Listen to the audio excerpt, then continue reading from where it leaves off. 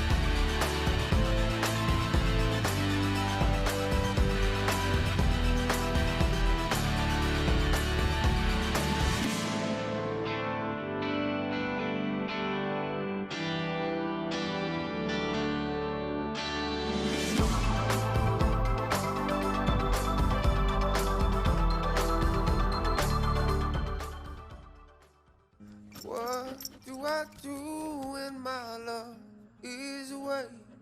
There's a world we used to be alone.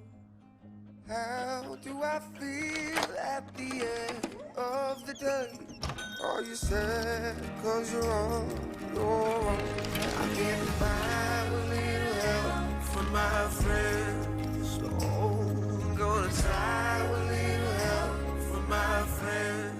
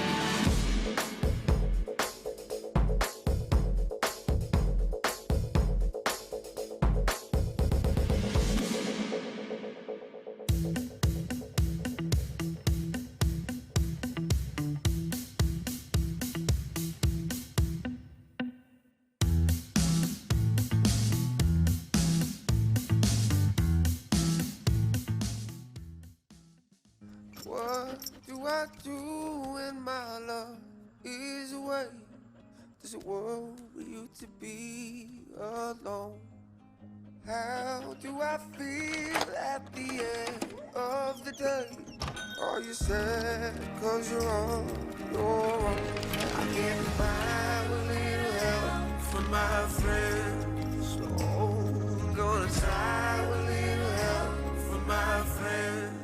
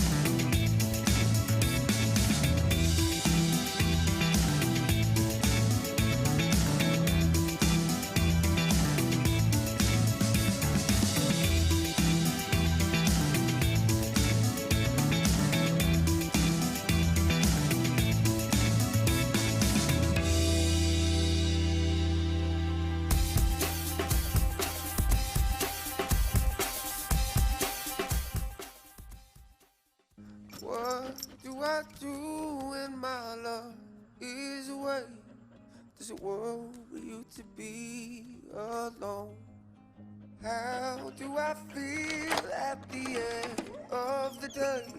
Are you sad cause you're on your own?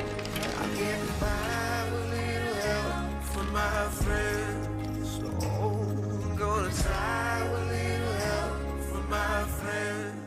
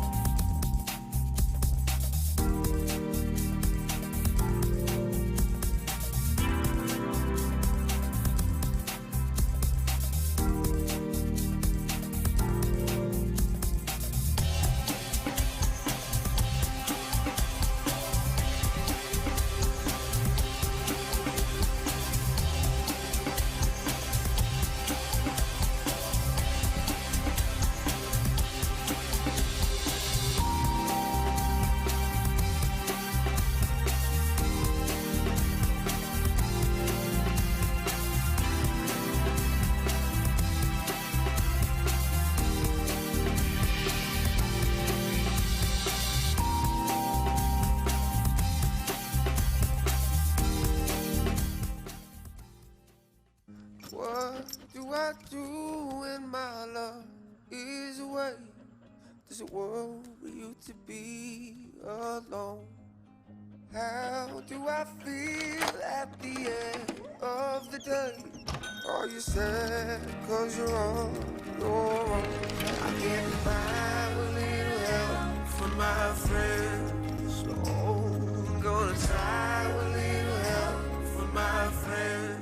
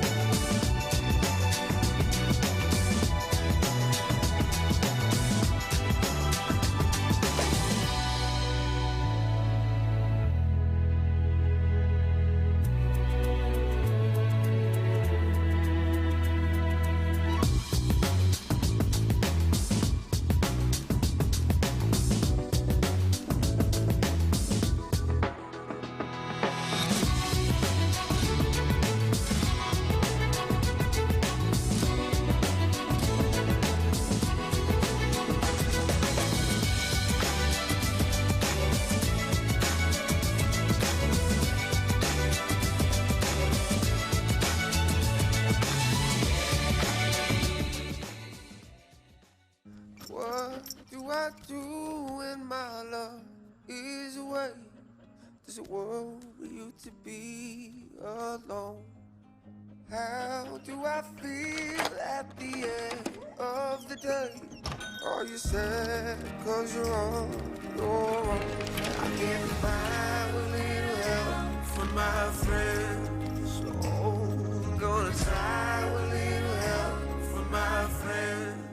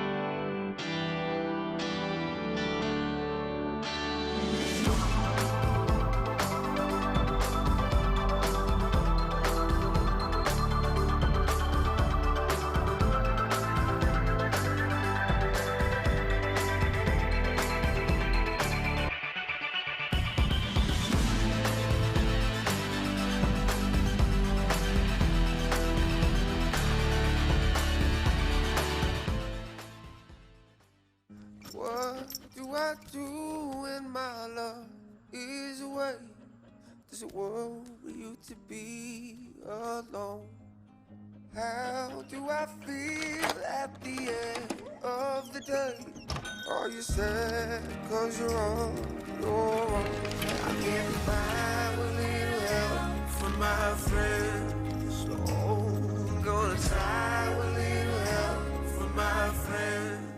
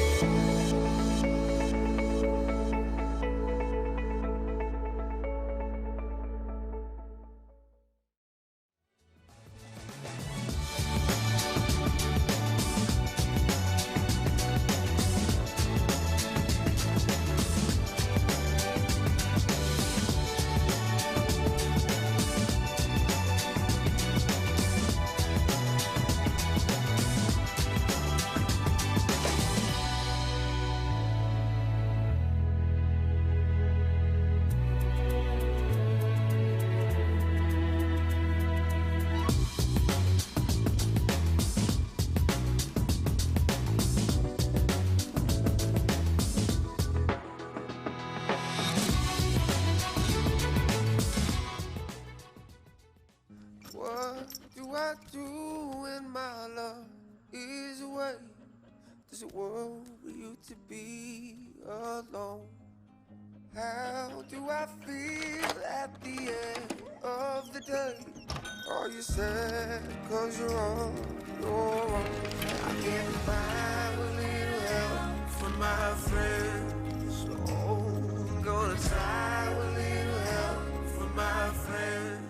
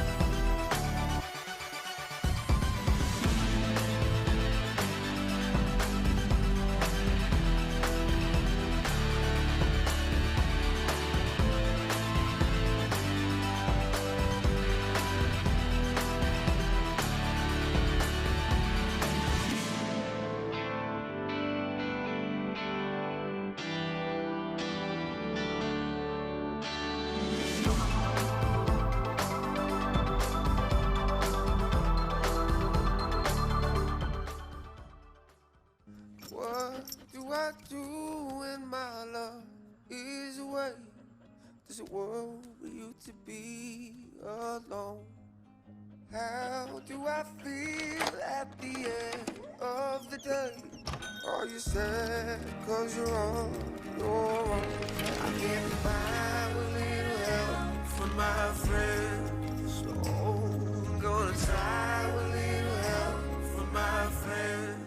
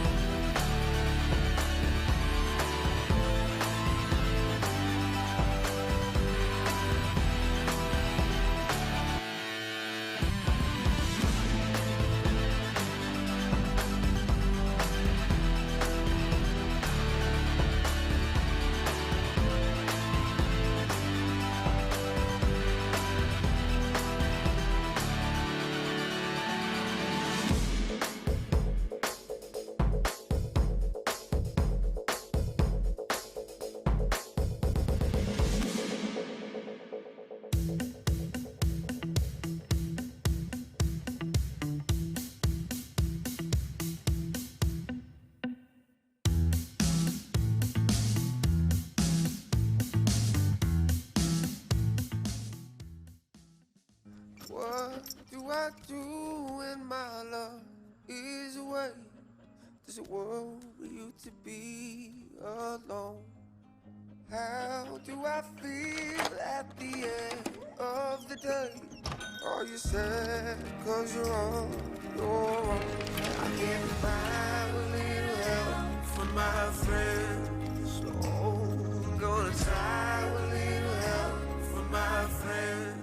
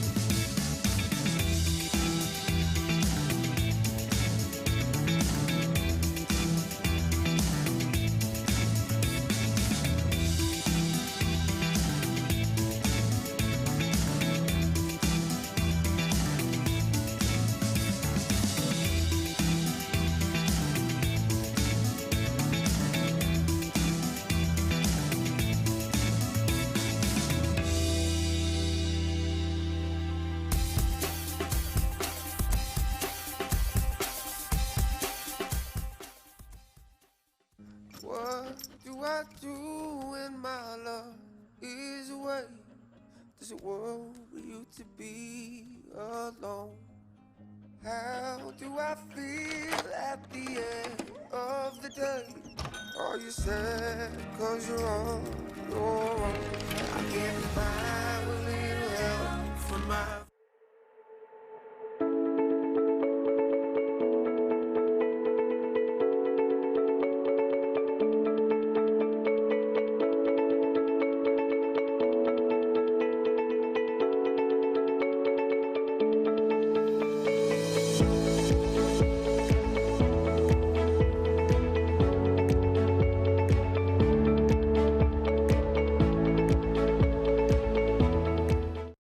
Welcome to the 2020 Hope Global Forum's annual meeting, America on Reset, Healing a Nation, Opportunity for All. Welcome to Operation Hope, an organization dedicated to promoting financial dignity through financial literacy and empowerment, helping turn renters into buyers and the disqualified into homeowners, molding entrepreneurial ideas and aspirations into viable small businesses, inspiring young people to take hold of their futures and make their dreams come true, promoting financial wellness in the workplace, helping to bring financial wholeness and peace of mind, standing with survivors, helping them restore dignity and rebuild their lives after a disaster. We are Operation Hope, working together to create a brighter financial future for us all. Join us as we continue to transform lives through financial dignity in the 21st century. Please welcome founder, chairman, and CEO of Operation Hope, John Hope Bryant. Hi, this is John Hope Bryant, the founder, chairman, and Chief Executive Officer of Operation Hope, the largest non-governmental, nonprofit financial inclusion civil society organization in America today. 4 million clients, $3.5 billion invested through our partners in underserved neighborhoods. Personal source of pride for me, raising credit scores 54 points in 6 months, 120 points in 24 months, which literally changes your life, changes your trajectory, your mentality, your self-esteem, your confidence, your belief in yourself, your aspirational vibration. This country is a nation of $20 trillion of GDP, but that's really just you and me. 70% of this country's consumer spending. That's you and me too. In COVID-19, or in 2020, where we've seen COVID-19, the largest, most dramatic global health pandemic in 120 years in the world, an economic crisis in America, and a 400-year-old social justice reckoning for Black America, the universe is trying to send us a message to fix our stuff, to slow down, to sit down, to reset. Together. We can only get through all this together. And there's a lot of organizations doing a lot of important work. Civil rights, oh my God, so important. The issues of police brutality and fair play and decency amongst all of God's children. All of this work is extraordinarily important. But the work in the streets has to be transferred to some kind of business plan and empowerment in the suites. We've got to go from civil rights to silver rights too. It's not one or the other, it's both. And that's the work that Operation Hope is about. And this Hope Global Forum sits in the middle of this conversation. Welcome to the Hope Global Forum Annual Meeting 2020.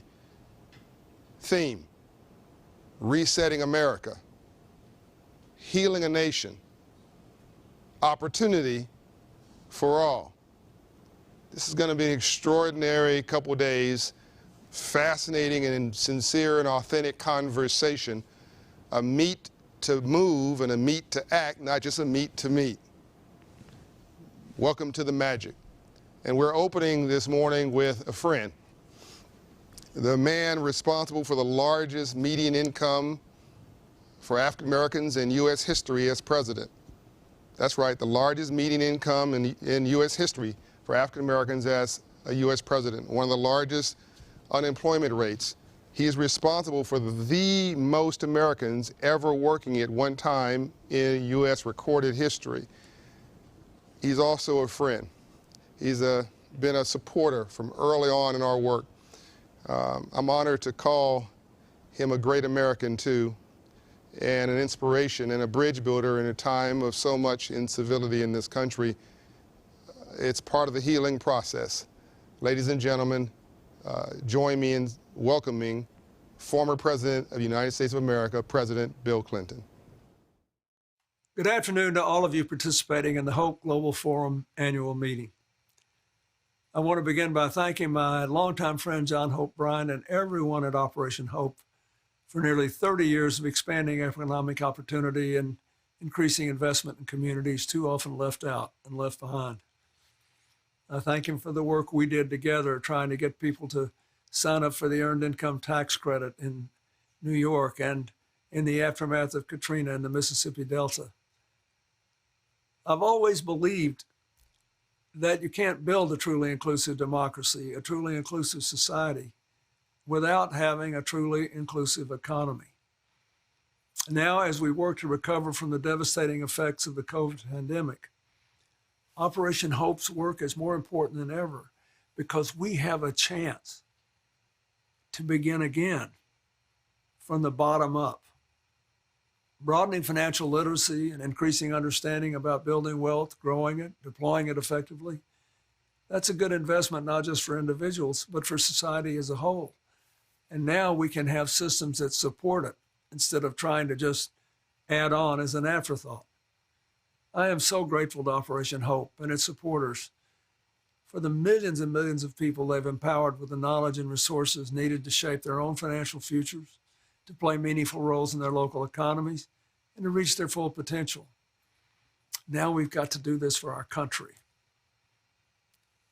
Your efforts can lead us to create a truly inclusive economic future that will lift us all and our children and our grandchildren.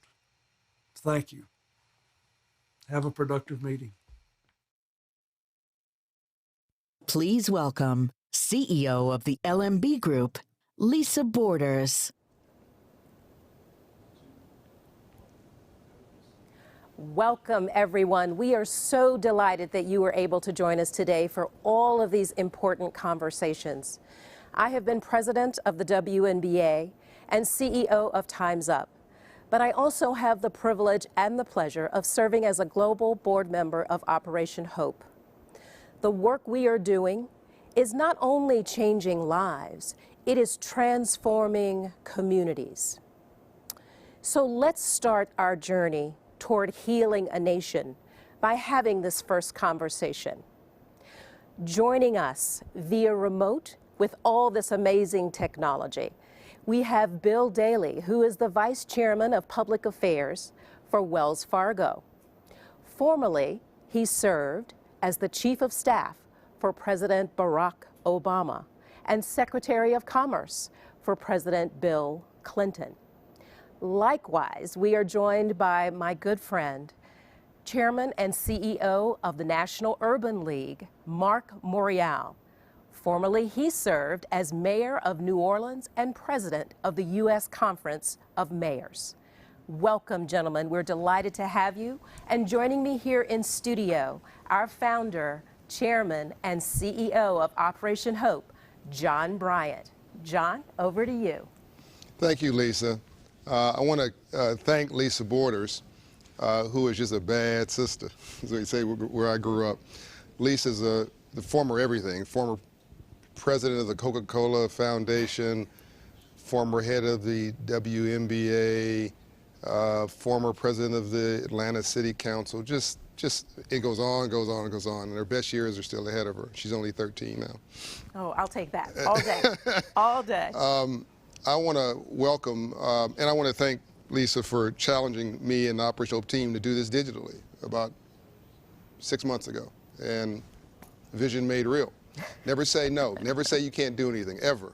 The words can't and impossible don't live in our dictionary.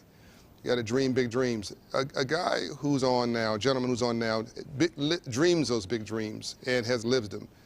Mark Morial, you might call him Mayor Morial, was mayor of New Orleans, or as they say, New Orleans, you might say that. NOLA, NOLA. And his father also was an icon in Louisiana. And his whole family is a family of change makers. And he now runs arguably the most consequential organization for the 20th century and leaning into the 21st century, the National Urban League, which I think helped to lead what I call the Second Reconstruction. We had the first Reconstruction after the Civil War, which was a freedom. You had Frederick Douglass, all these heroes and sheroes, Madam C.J. Walker, et cetera. Working blacks and whites, Abraham Lincoln, others working together. Then you had the Second Reconstruction, which we call the Civil Rights Movement. Our mentor, Ambassador Young, who will be with us, helped to lead that with Dr. King. But the Urban League played a quiet and sometimes not so quiet transformational role in creating what we could really call today the American black middle class. That's right. And they don't get the credit that they deserve. And they're too modest to brag on themselves, so I'm going to brag on them for them. Mark, we're honored to have you with us today and want to acknowledge you first. Thank you. Thank you. Thank you very much. You want to introduce Bill? Or you I want me to? I do. I just wanted to make sure that people knew who thank you you. were. Let me just say thank you for having me. Thank you for the generous remarks. Yeah. And Bill Daley is a special human being. His family has literally transformed the middle of this country, Chicago, which is the country, and it defined the 20th century and arguably the 19th century. His family's legacy on public service is undisputed. Probably helped to create a president as well. And Bill has his own legacy, was a member of the president's cabinet, and traveled the world promoting free enterprise and fairness, was chief of staff to arguably one of the most dignified, intelligent presidents in the history of this country, President Barack Obama, who I had also had the opportunity to serve as an advisor. And he is a doer behind the scenes, typically. He likes getting things done. He doesn't like messiness. And I commend him today because he stepped into mess today. And he's doing it with dignity and he's not flinching. So full disclosure, this forum has for years been sponsored in part by Wells Fargo.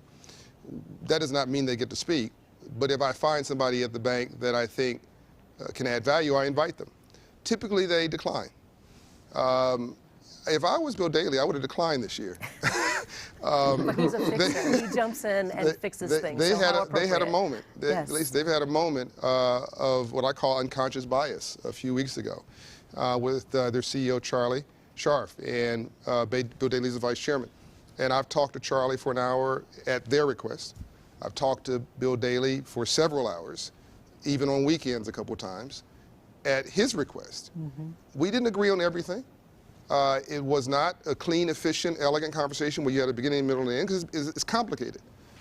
But Bill Daley is completely leaned in and shows up today because he's got nothing to hide, and he has every intention to turn this challenge into an opportunity. And for that, I really, really, really respect him. Bill, you're a great American, and I appreciate you. Thanks for being with us today. You're a good man. So I just gave that beautiful introduction to Bill Daley, and I'm told that he actually might not be with us on camera. We'll see if he joins us. He joins us before we get finished. So, Mark, let's talk a little bit about this moment. Let's talk about the historic trajectory that the Urban League has experienced more than 100 years. And what does this moment mean for you? I see it as a moment in history, but history doesn't feel historic when you're sitting in it. I think it just feels like another day. What does it feel like to you? Well, thank you, John, and I want to thank you for many years of friendship and for being an institution creator, because Operation Hope has become an institution of economic empowerment and financial education, as well as a bridge builder between the financial services industry and our communities across the nation. So thank you for your friendship, and thank you for your leadership and for the generous words. We're at a moment that has to become a movement. And a reflection is, if you began by talking about the Clinton years, and I served as mayor of New Orleans during the Clinton years and during a portion of the Bush years, and have served at the National Urban League during the Bush, Obama, and now Trump years. Yeah. And what's striking is how much economic ground we have lost since the year 2000 as a Black community and as a nation. People might say, how have we lost ground? We're now experiencing our second economic recession in now a 20-year time period, really in less than a 15-year time period. Black people have lost a tremendous amount of wealth. It began during the Great Recession, and it certainly did not fully or completely recover. And now we have this situation where many people are on the cliff of losing their homes through foreclosure because they've lost their jobs. We're on the cliff of people being evicted from their homes. And then we look back and we see a fundamental situation where people's earnings, their wages, what people make when they work, has not kept pace with inflation for probably 70 to 80% of Americans. And that's against a backdrop of a growing economy pre the recession. This is the beginning of the third Reconstruction. We have to ensure that it is the beginning of the third Reconstruction. And central to this time is, while George Floyd has animated the protest and been the tip of the spear in our concerns about justice, you and I, John, we have to make sure, and many on this, that the issue of economic empowerment is on the go-forward agenda. Right. Helping people build assets, helping to get investment, private and public investment, back in our communities. I was speaking to a group of leaders in Flint, Michigan over the weekend, and what's palpable for so many American cities has been the disinvestment. Yep. So we've got to reverse the disinvestment, both public and private, to rebuild these communities and put people back to work, building their communities, expanding the housing and improving the housing stock, improving infrastructure, growing small businesses into medium-sized businesses, and hopefully global concerns. You know, the formula to bring about wealth in America is not a complicated formula. Race and exclusion has complicated it for people of color. Yeah.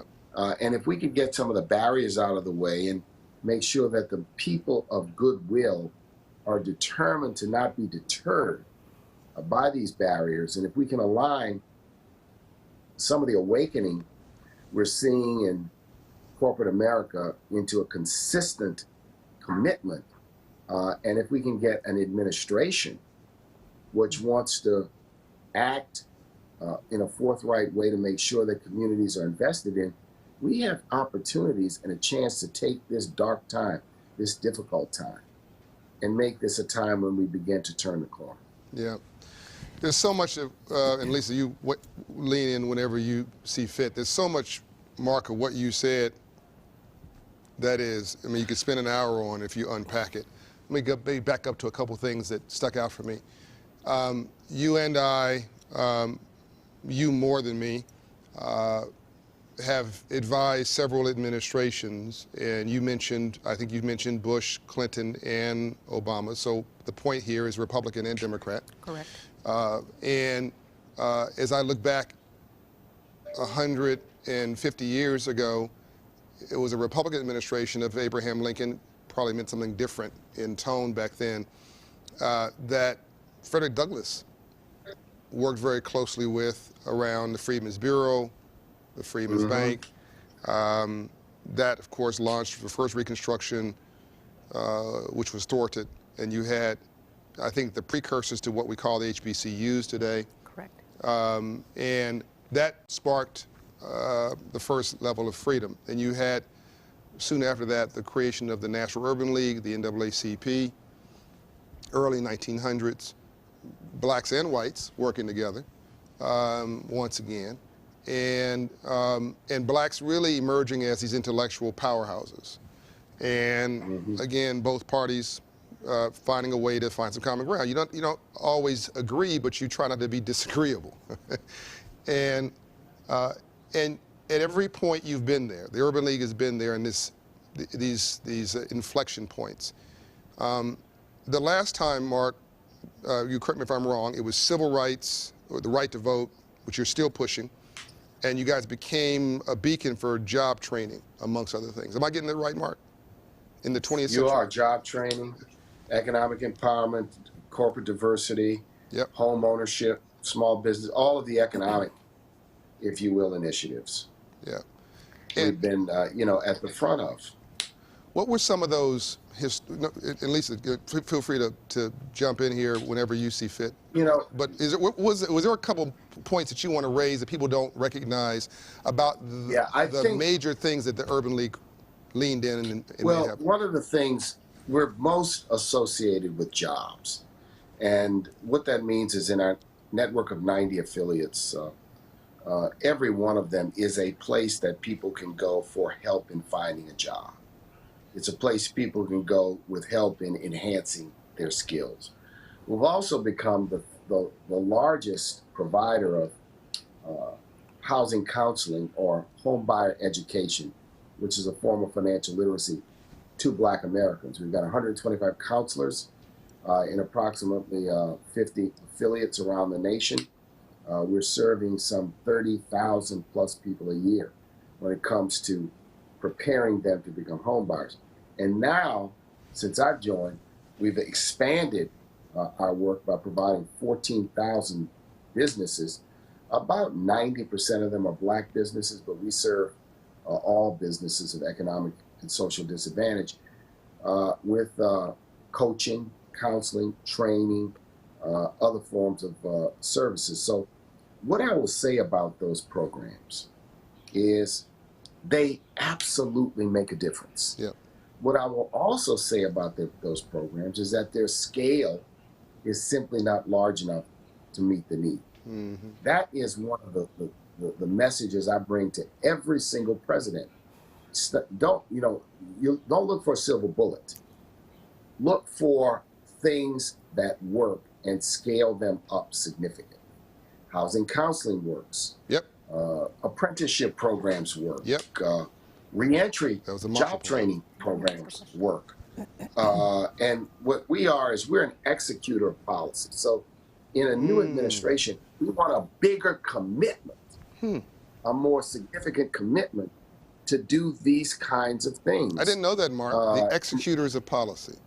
Yeah, you got to have the right. For the executors, I mean, policy is on the, is on the drawing board, and then you've got to execute it. You can draw up a job training program or job training law or job training. Somebody's got to make it work. Yep. You can say, let's go put another 1 million Black people in homes. You got to execute it. And I think that community-based groups, yours, mine, and others, and we're a community-based group, one of the few national community-based groups, or the national that focuses on African Americans, are perfect partners for anyone, whether it be a bank or a financial services company or a local government or a state government or that wants to execute public policy with success and with energy. And that to me is what we have to understand. So I like to talk about our reentry program, Save Our Sons in St. Louis. We have got a great leader out there, Michael McMillan. It's a highly successful program with a low recidivism rate.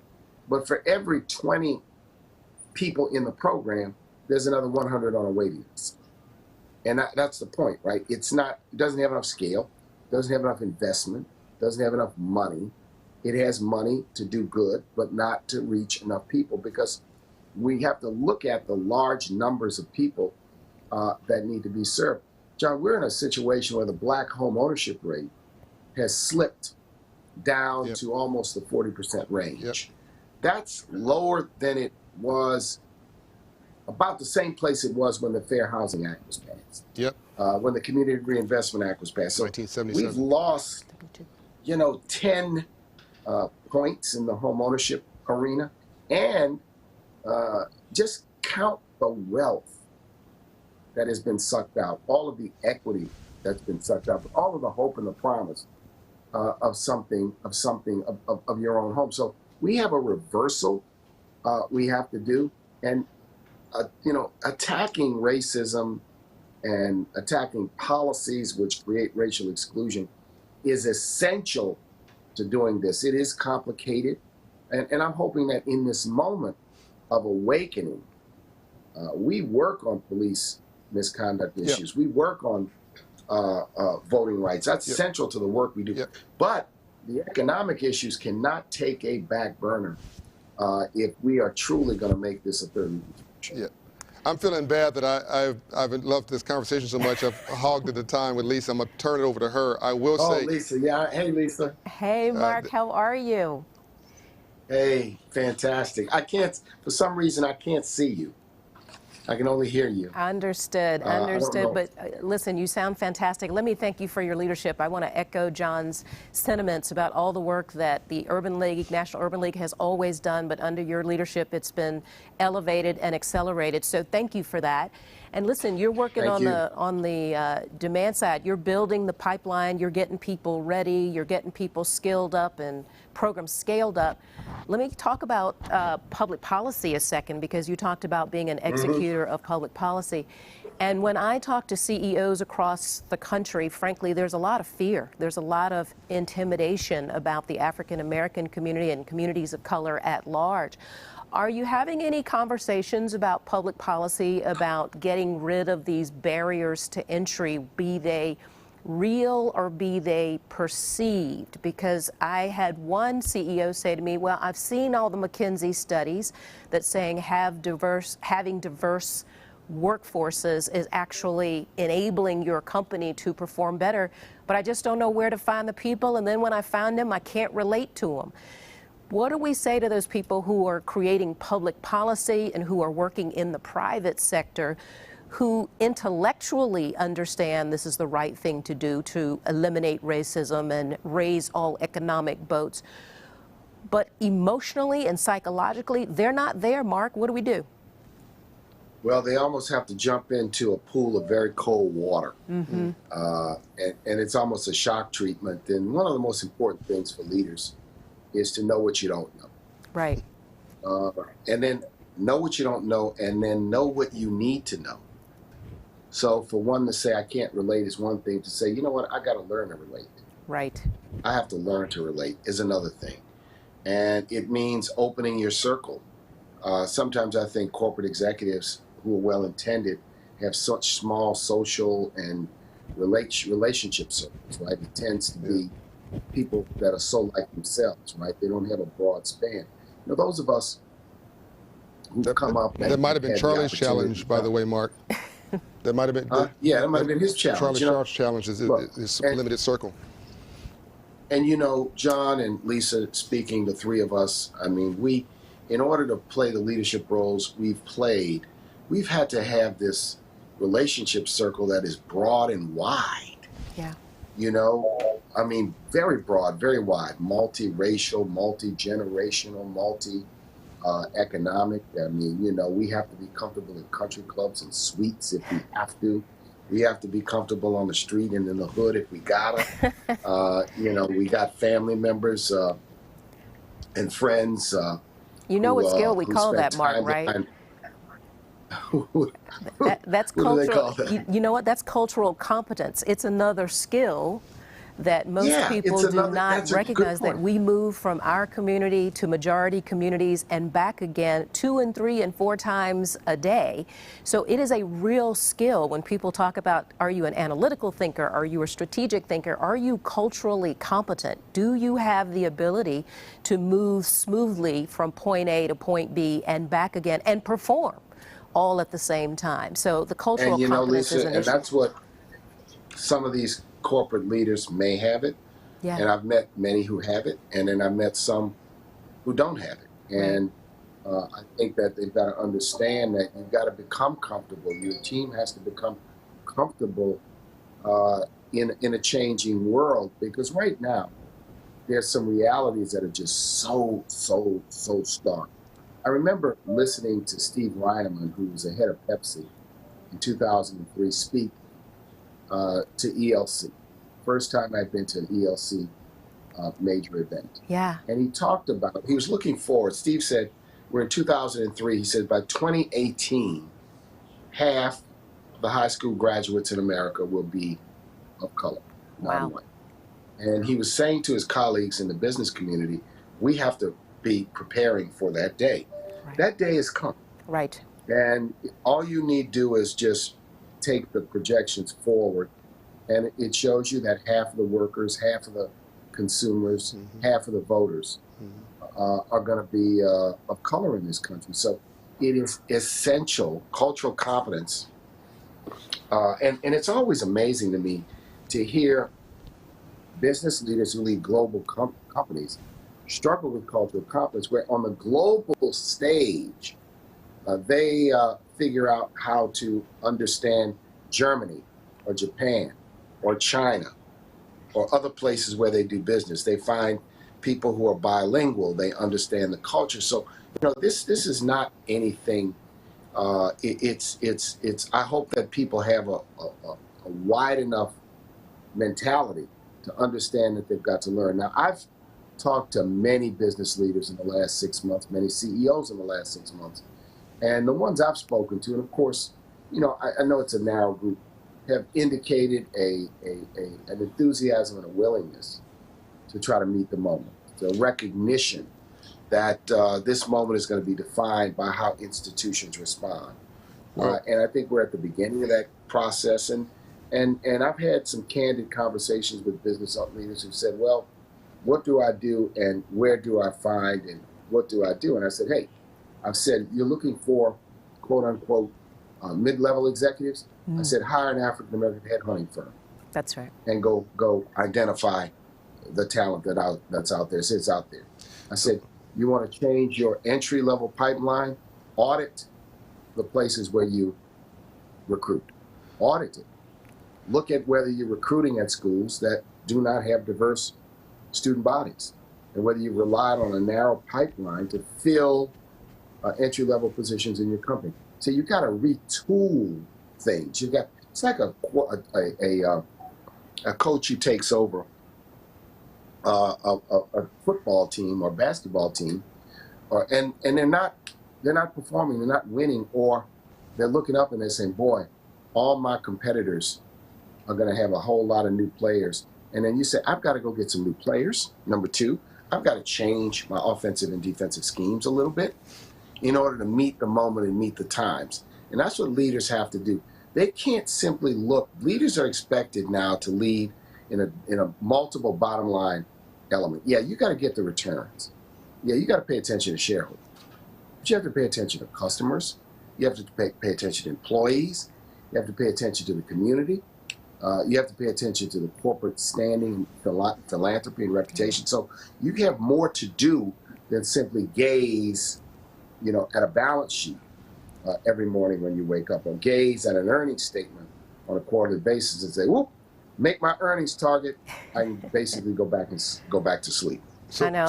Mark, I don't want to cut you off, but you got all the way to sports. I'm a happy camper now that you brought in that international language. So this conversation could go on forever. Unfortunately, we're going to wrap this one up. And Mark, I'd like to pick this back up with you later on a follow-up to the forum, because this is a really important, vital conversation. The thing you mentioned about the Urban League scaling policy, amongst other things, working with corporations, banks, et cetera, is extraordinarily important lesson. I don't think people knew that. I didn't know that. So that was one of many teachable moments. And we both know, as we conclude here, Mark, that Bill Daley is not shy. So it was a glitch this morning. We're going to come back and have another conversation with him, because he's got a lot of stuff to say, and we want to hear it. We want to hear it. The world needs to know about it. Thank you, Mark, for being with us today. Hey, thank you very much, John and Lisa. And Absolutely. John, good luck with the forum. Good luck with the annual meeting. God bless you, friend. Thank you so much, Mark. All right, good.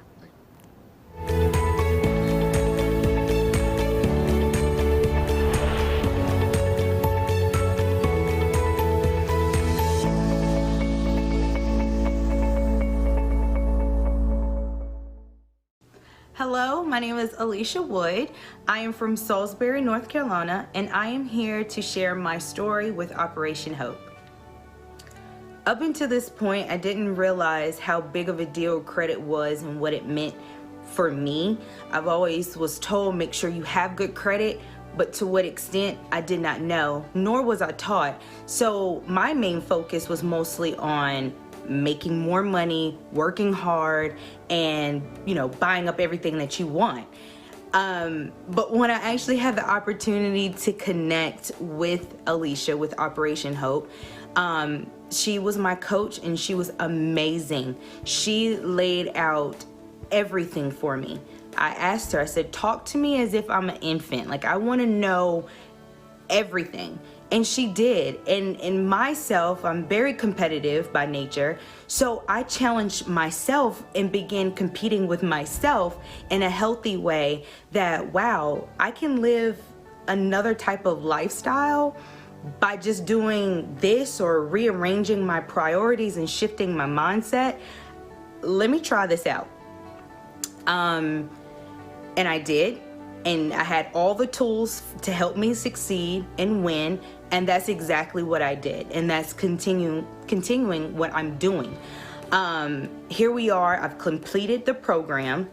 I've been able to buy my own car with no cosigner, a low monthly payment, as well as a low APR rate, which to me is a huge accomplishment. It might be small to someone else, but I embrace that because I'm like, wow, okay, what else can I do now?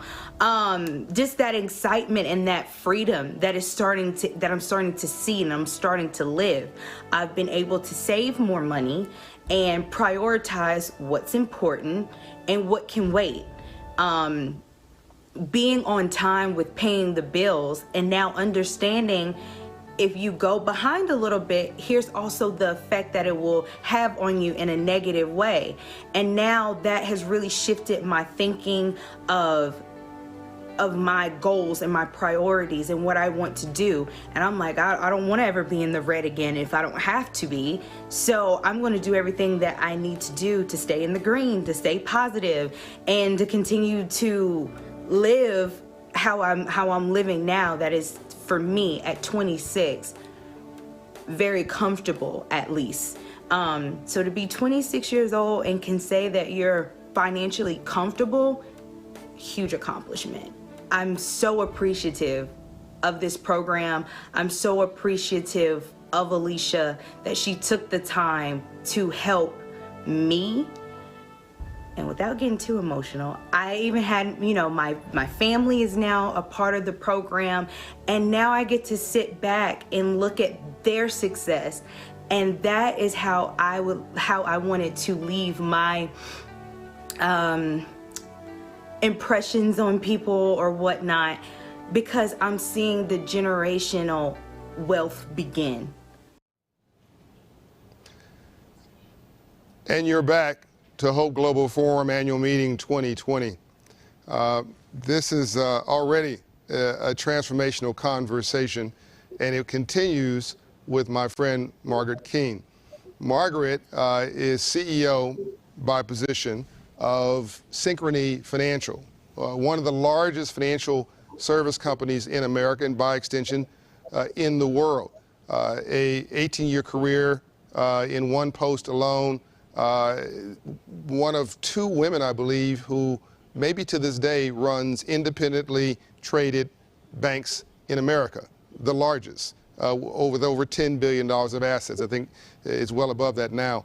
And she, you might think she came from, you know, a silver spoon experience. And yes, she was with GE and all this, but my understanding is that actually Margaret's experience is actually much more humble than that. As in, she started at, and I wanted to tell the story, the very bottom of what I believe was then Citi.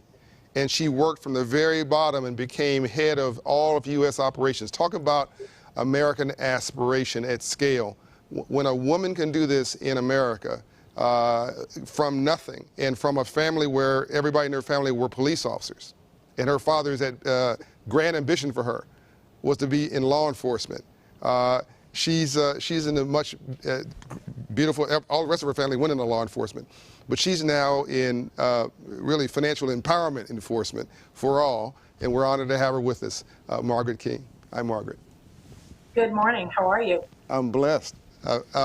So did I get this right, Margaret, that you started out in a very, very low position, and I believe it was Citi, way back when? What was that? And that your father wanted everybody to be in law enforcement as he was? Yeah. So let me start with, I grew up in a very traditional Irish Catholic family where we were very values-based. We were very into our spiritual side of our family. And, my family was brought up on just really hard work and to give back. And, my whole family ended up being police officers. And when I decided to go to college, my dad told me good luck because they didn't really have money to support that decision. So what happened was while I was in college, I obviously had to work. I had 3 jobs at one time. And one of them was a call center rep at Citi in their collection group. Debt collection. Debt collection.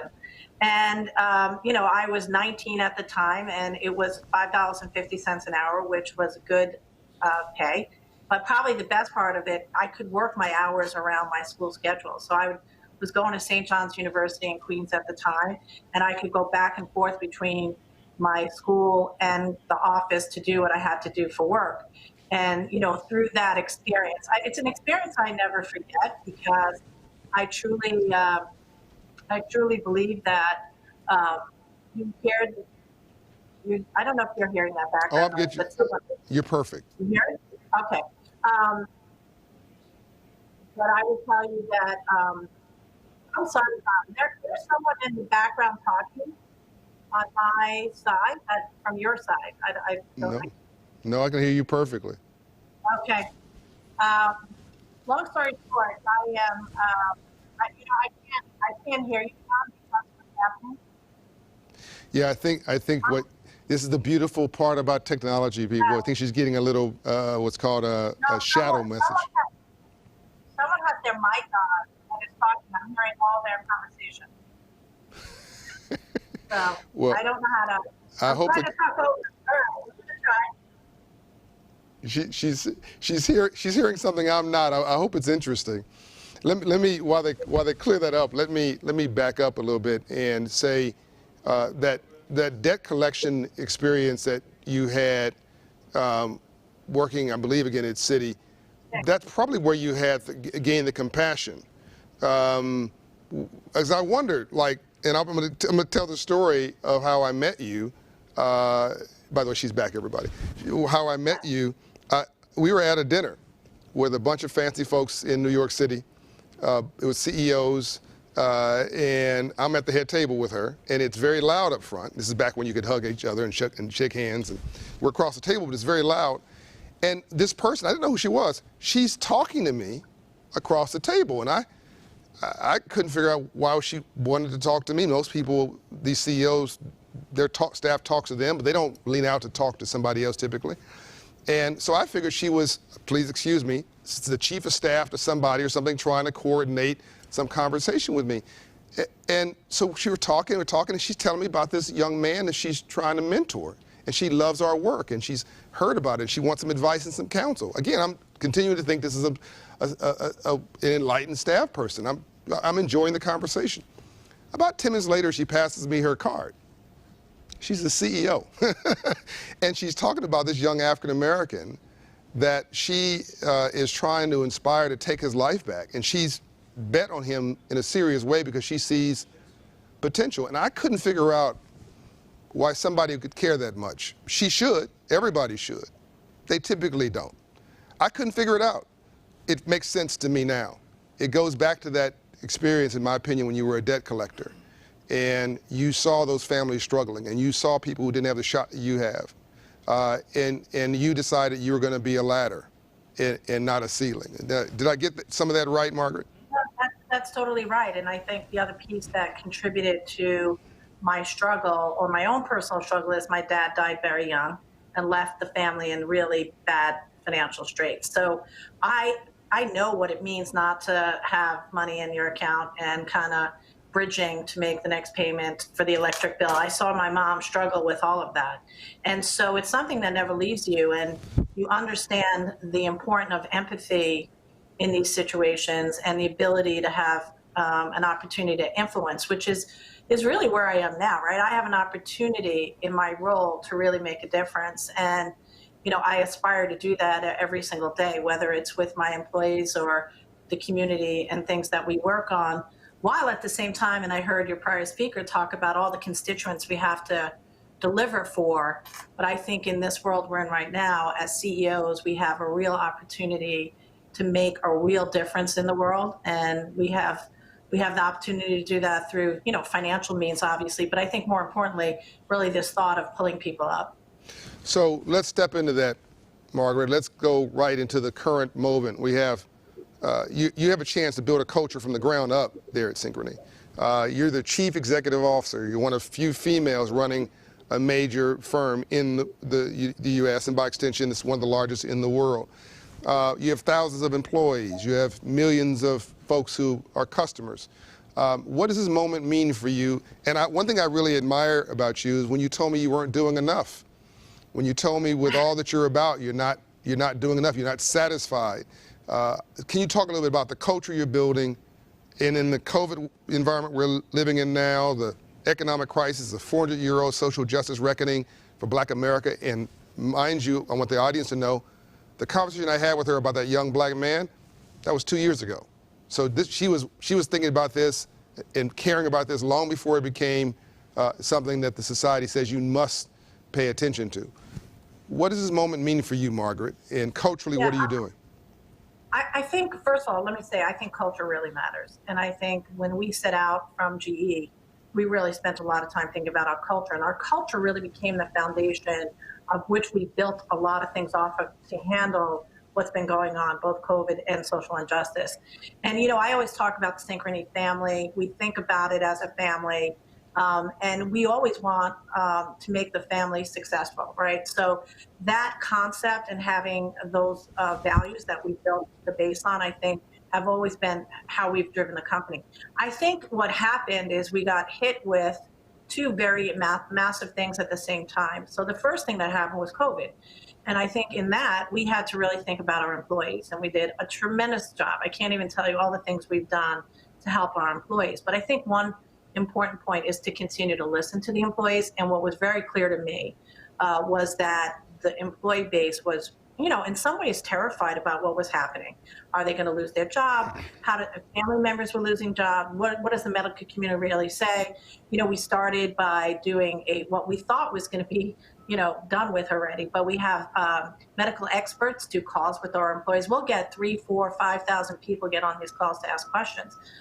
We've really worked on childcare. So this was a hot topic amongst our employees, childcare. So we started one way. We quickly had to pivot because people couldn't send their children to childcare.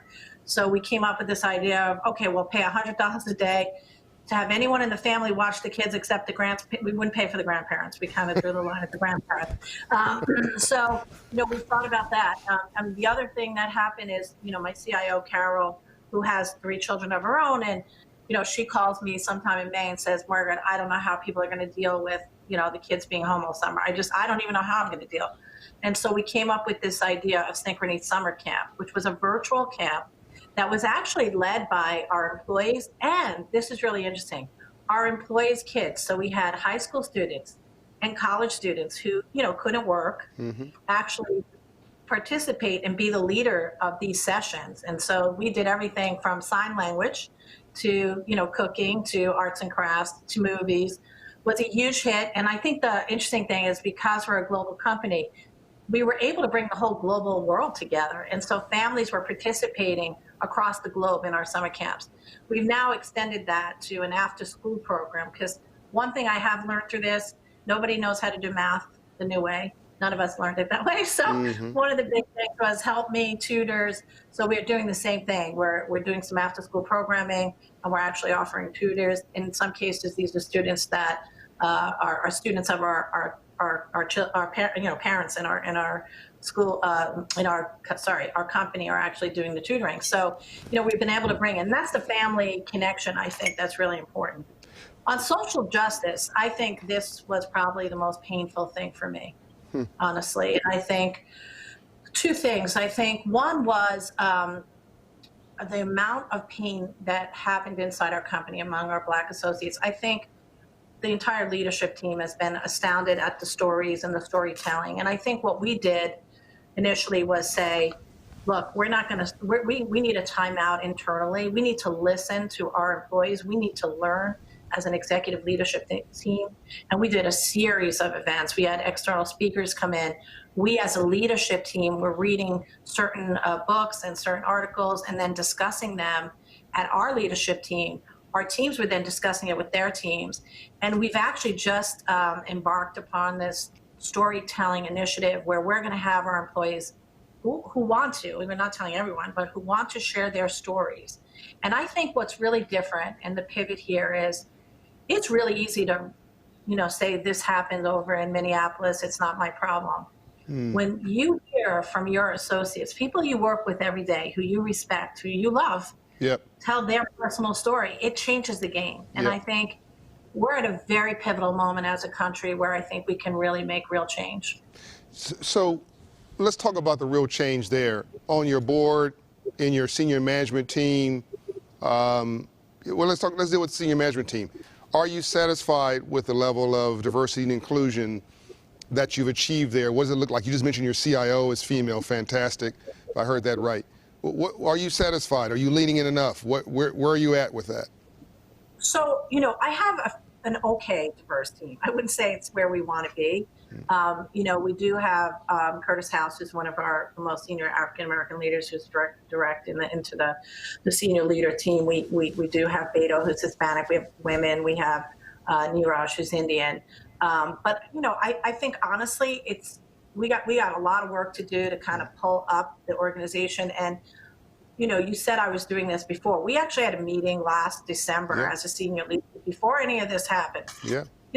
You look at Synchrony, we get awards for everything. This thing, that thing, we're all great. Right. It's really easy to say we're great. Well, we're not great, because when we started really looking at the data and the numbers, particularly around Blacks and Hispanics, we were not making the progress we should have made. And we kind of took a step back, and we've actually laid out a plan, and we're continuing that plan despite all the challenges, our company faces through this pandemic, to really make a difference on pulling people up and placing people in roles that are, people of color. And, we're committed to that. And we've actually, I'm not going to use, we put targets in place for our senior leadership team. I think we win when we put numbers. We know how to hit numbers, right? That's right. And if we don't make this real and hold people accountable, because look, we've been talking about this for a really long time. It's not like we, haven't been talking about this, but this year we said we're going to put targets in place. They're not huge targets. They're not huge, because I want to make sure we're hitting something here. Right. And then next year we'll push a little harder. And then next year we push a little harder. Make sure you're hitting something other than yourself. Look, exactly. What I love, and I want to stop here because I don't want people to walk past what you just did. Here's one of the top CEOs in the whole country, again, by extension, the world, who just acknowledged that she's not doing enough. That's not a failure, that's a success. That vulnerability is a strength, transparency is a strength. By her saying that, people can trust her more. They can trust her when she says that she's doing good, because they know that she's not giving them a PR exercise. They can trust her when she says, well, we need to do better, because they know that she's leveling with them, and that they can trust that she wants to do more. And then they can actually measure her by what she actually publishes, because she's been transparent about the process. And she's, as the Bible suggests, your reach should exceed your grasp. And in this way, the conversation between Margaret and me now is similar to the conversation I had with Bill Daley and other CEOs, where there's this increasing transparency that, hey, we're living in a moment, we may or may not be, our operating software may not be 100% where it needs to be yet, but we have every intention, if you're a good leader, of stepping into the moment and meeting it. And for that, Margaret, I can't thank you enough. I want every CEO watching this who gets in their quiet of their own office while you're doing this broadcast to take note of the leadership that Margaret just displayed. It is commendable. John, I think the other thing that we've talked about, and you and I talked about this recently, this has to start at the top. It cannot be an HR initiative. Michael Matthew, who's our head of diversity and inclusion, I mean, he's phenomenal. It's not Michael's job. Michael can help facilitate what we need to do, But we can't say, oh, Michael, fix this. It has to be done from the CEO down. It has to be owned by the leadership team. You know, you and I talk, Curtis House, who's one of my favorite people.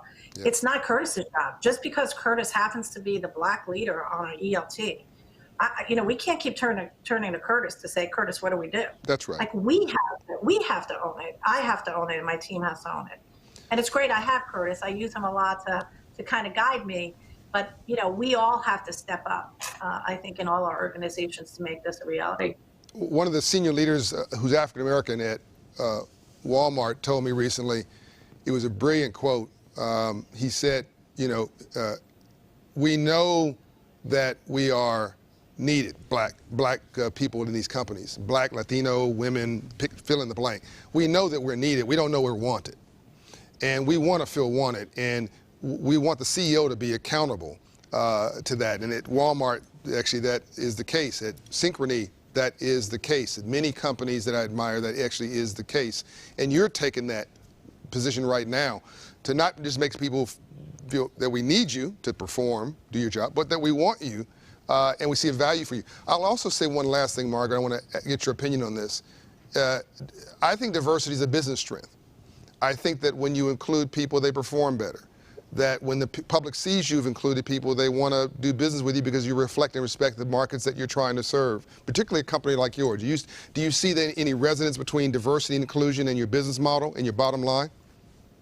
Absolutely. I think we have to look like the customers we serve.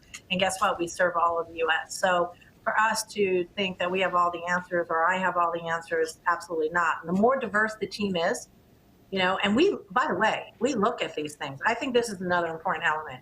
When we put an agile team together to work on something, we actually look at the diverse makeup of that team because we think it's really important that we have that diverse thinking and perspective on those teams.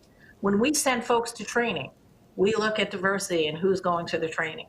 Almost everything we do in terms of pulling people together, we really look at the mix of diversity to make sure we're getting the best of our people and our talent and our thought processes that exist in our employee base. So it's not just, you know, check a box or it really makes a difference when you have diverse thought. What do you want we're wrapping up here. Margaret, it's been a rich conversation. Thanks for taking the time to be with us in this digital world we live in now. What do you want the audience to be left with? What do you want your legacy of your tenure at Synchrony to be, other than you hit the performance metrics you gave the board and the markets? What is your leave back? Yeah, I think it's two things. One, you know, I want to be known as a female CEO who was successful in her own right in terms of the results of the company. But I want to be the CEO who's known as the person who really had empathy and thought and really made a difference on not only diversity, because diversity, you could check numbers. This thought of inclusion is really an important point, which I know we're all shifting to. Your point of, I want to know I'm wanted here. And that's true for every diverse group we have in the company. And that's really where I want to try to pivot. And I've been working very hard on this thought of inclusion because I want people to come to Synchrony because they feel like they're part of the family and they can sit at any part of the table and be part of that conversation. That's really my goal. As a friend of mine, Stephanie Rule of NBC, said recently, we want, you can sit at the table, expand the table, and add a chair. Margaret, thank you for being with us today. Appreciate you. Thank you very much. Have a great conference. Thank you. Thank you.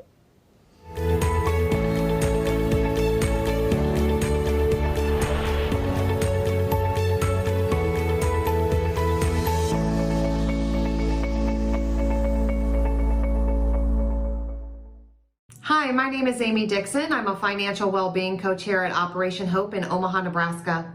As part of the disaster recovery team here at Operation Hope, I have come in contact with many individuals that have been directly impacted with the COVID-19 pandemic.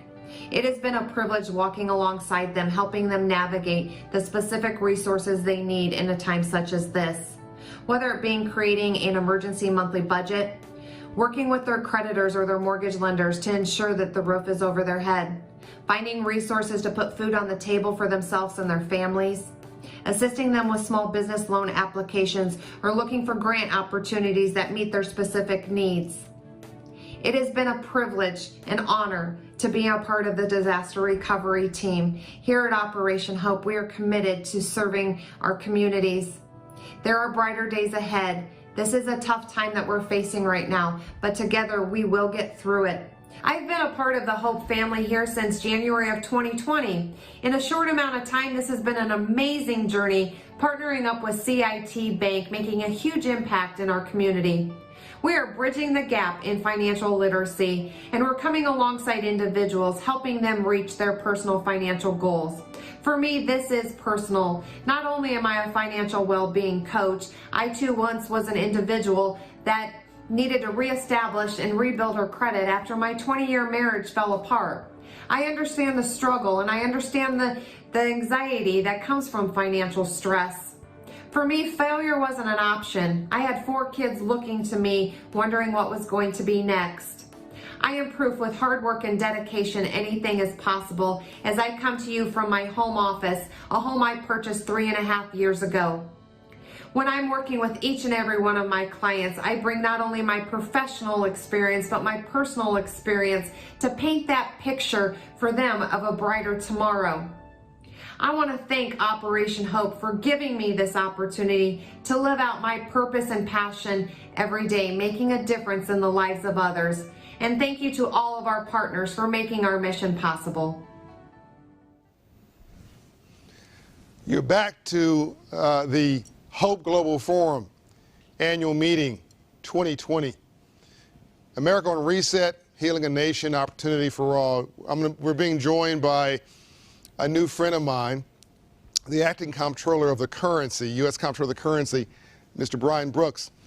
He's the administrator of the federal banking system. The OCC supervises nearly 1,200 national banks, and I think the number is over $12 trillion. He'll correct me, but it's a lot of money. It's 70% of all the banking network in this country. And before I get into asking him to say a bit about his background, he has also this fintech background. I think it's pretty cool and appropriate for the moment. We got some exciting stuff I think we're going to share with you today about what he's doing also with Project Reach. But stepping back for a minute, the OCC, the Comptroller of the Currency, was part of history. We had the Freedmen's Bank after the Civil War of 1865. Abraham Lincoln, after the Civil War and after the Emancipation Proclamation, called for a bank to teach freed slaves about money, to give them a domicile for their savings. These were Union soldiers who were taken advantage of by that day's equivalency of a payday lender, a check casher, a rent-to-own store, a title lender. They'd come to the camps, these payday lender predators, and so the Union soldiers who were black needed some protection so they could make sure their savings were secured. And so Abraham Lincoln created this bank, inspired by a black minister out of New York, by the way, called the Freedmen's Bank. It's part of the Freedmen's Bureau. And unfortunately, Lincoln was killed the next month. Lincoln had called for 40 acres, a mule, because blacks were so industrious, they worked so hard. And then the bank was meant to sort of domicile and hopefully finance at some time the uplift of a black race. And that whole, I call it the memo, that memo was lost. We've still managed to come up from nothing, my new book and my new message. In the OCC, that was an OCC bank, the only time Congress ever chartered a bank. And so you guys have played a long history, Mr. Brooks, in directly and indirectly in the uplift of people who left behind.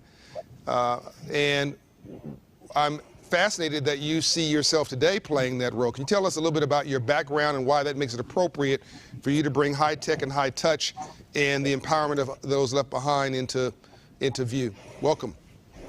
Well, absolutely, John. And listen, thank you so much for having me. This is one of the great platforms for having these kinds of discussions, and I know that your audience is a unique one, so it's a real honor to be here to have this conversation with you. You know, your history of the OCC going back into the Civil War and talking about our resolution of the Freedmen's Bank, because the part of the story I think you don't fully tell is the idea that the Freedmen's Bank, which was set up to benefit freed slaves, was largely kind of looted by some of its owners back at the time, and the OCC stepped in to recover money, for the African-American customers of that bank, shows that there is a long tradition in this country of minorities in particular getting scammed by the financial system, not having a lot of trust in banks to actually serve their interests and their needs. And the OCC is here to try and redress that and to try and build trust where trust has been broken. So, when you talk about my personal background, I came from a background that, different in place and different in race from your own, but a little bit like your own, as we've talked about, one-on-one. Yeah. I came from a small town in southern Colorado that was a majority Hispanic county. It was a steel mill town. It was the only industrial town in the state, and my great-grandparents had moved there from the old country to work in the factory. And when I was growing up, John, as in a lot of America in the early 70s, the local industrial economy basically died, throwing, tens of thousands of people in this small town out of work. It was a town of 100,000 people, 25,000 of them worked at the mill, and everybody else was either married to or had a child or a parent or served somebody who worked at the mill. So that town died. It still to this day has 20% unemployment, and the average house cost in that town is about $60,000. 13% of people in the town went to college, et cetera, et cetera. I was one of those kids who was only able to make a life for myself because finance was available to me. So I took out a lot of student loans to put myself through college. I paid an 8% rate of interest that was not tax deductible at the time. And I came to really not only learn the value of a dollar, but to learn the value of credit. And I think the lesson that the OCC tries to teach, and certainly, in my tenure here, we've tried to preach, is the idea that responsibly managed credit can be a great thing as people try to climb the ladder from wherever they started. So John, you and I both came from very humble beginnings, but what was great about both of us is we had two things. One is that we had amazing role models. I always remember you're telling the story of the banker wearing the suit and tie, and you'd never seen somebody wearing a suit and tie, and that showed you that you could be that guy. Yeah. I had a very similar experience growing up. And then the other thing we've learned is that you need to have bottom rungs on a ladder if you're going to climb the ladder. You know what I mean? And so we don't do people any service by sort of paternalistically saying you shouldn't have credit because you've had a ding or two, and so it might be a little bit more expensive. What we want is responsible credit that is sustainable, that can be reasonably repaid by people. But to get on a ladder, there's got to be a couple of bottom rungs. And so that's, kind of how I got here. Yeah, and one thing that you have not said that I'll say on your behalf, and this is applies to you and applies to your predecessor, Comptroller Otting, who is also a good friend.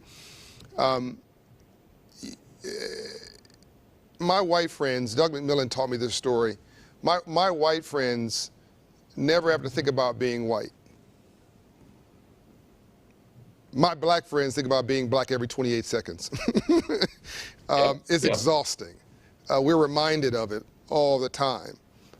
We've got to be twice as good, twice as sharp, twice as intelligent, get up twice as early, stay up twice as late, work twice as hard. And we've been doing so much with so little for so long. We can almost do anything with nothing. But still, there's this gap because we don't have the relationship capital, because we don't have power that wakes up in the morning thinking about us. And so that's why these conscious efforts are so important. And you have taken your life and you could have checked out. You could have done, you were involved with technology, fintech specifically. You could have just gone off into that world and just spun into oblivion and never touched these topics. But you're holding meetings twice a week, every week, since I've known you, on the invisible class. Why? Why do you care? Well, John, I am very worried that we're in a moment in our society where issues of inclusion and diversity and just race generally have become so politicized that it's almost impossible to talk about them anymore. There's an idea that either Democrats or Republicans are on the right side and the other party is evil or whatever.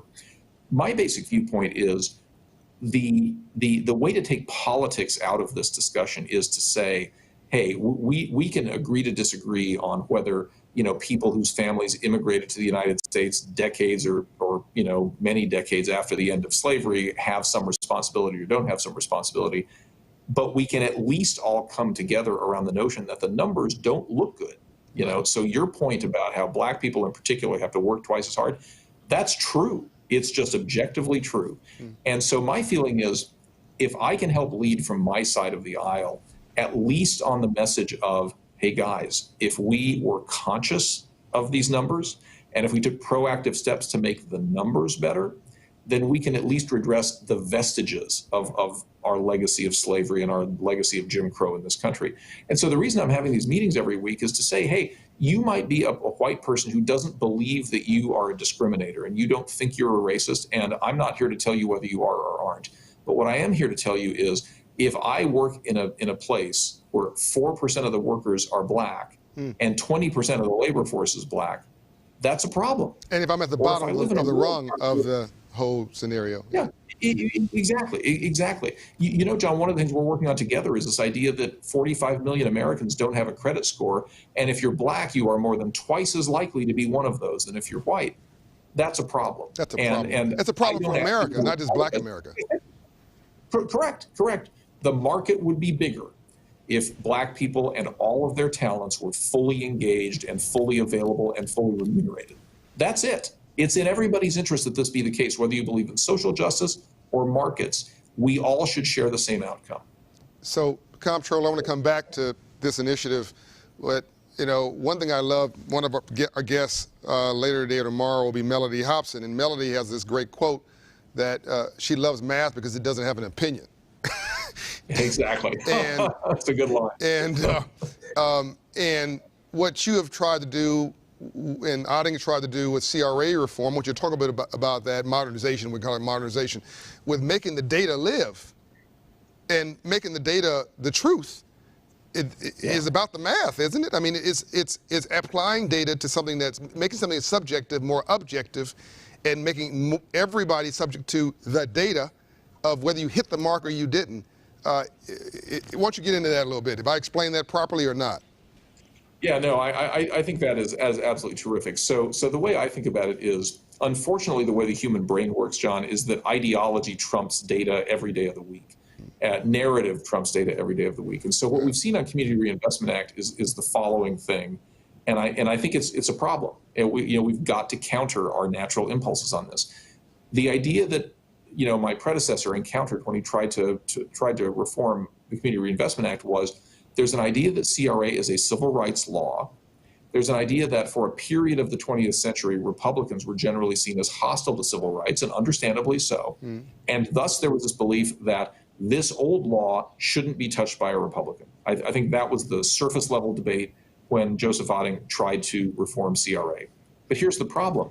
The data showed that once banks started pulling branches out of poor neighborhoods because they didn't think branch banking was a good business model, money stopped flowing, particularly to African American and Hispanic residents of inner cities.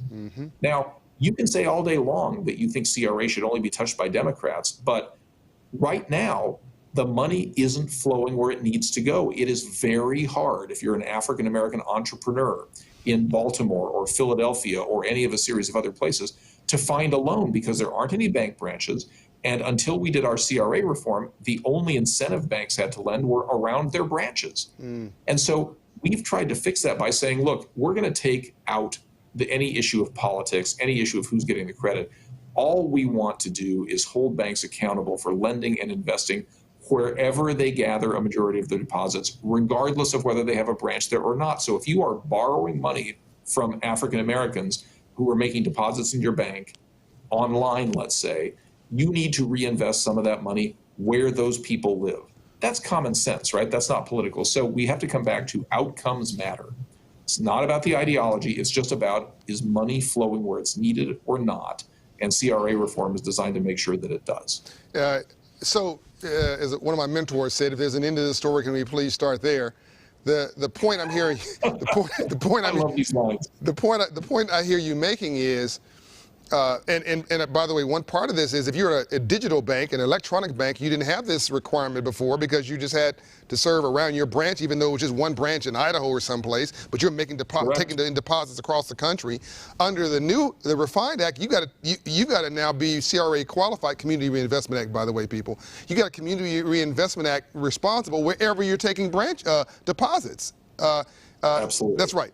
Okay. So you're saying there's going to be more capital coming to underserved neighborhoods, particularly black and brown urban neighborhoods and other white rural neighborhoods as well. But there'll be more capital coming as a result of modernization than before. Absolutely. And so listen, John, I've been traveling the country even during the coronavirus pandemic to make this message heard. So I have spoken to African-American bankers in Charleston, South Carolina. I have spoken to the biggest Native American bank in the country based in Denver, Colorado. We're working on an event in rural Kentucky. The point is to go places that have not been served and bring together bankers and entrepreneurs and borrowers and community leaders to understand how this law works to direct capital to those places. And if I have to expend every last inch of shoe leather that I've got showing people how this works and making those deals happen, I'm going to do that. And I know you are too. That's your whole point about, this sort of silver rights idea. Yeah, people can be empowered through opportunity. Yeah, and I want to pivot to Project Reach here in a second. I don't want us to run out of time before we get to that. But I want to make this clear. I became a believer in this, not because you and Ading talked to me about it. I became a believer because I've had my own challenges with aspects of the administration. I became a believer when Grovetta, the highest ranking African American at the OCC, whose great grandparents were slaves, and who grew up in a poor neighborhood with shotgun shacks, when she put her reputation on the line and said, "John, I'm doing this for my ancestors." Well, I'm done at that point. If she's putting her own legacy on the line, and what I'm hearing you say, bottom line is, you're putting your reputation on the line and saying the data and the transparency should produce more capital where it's needed in underserved neighborhoods, including Native American Indian reservations, as I understand it. And if it's not, hold you accountable.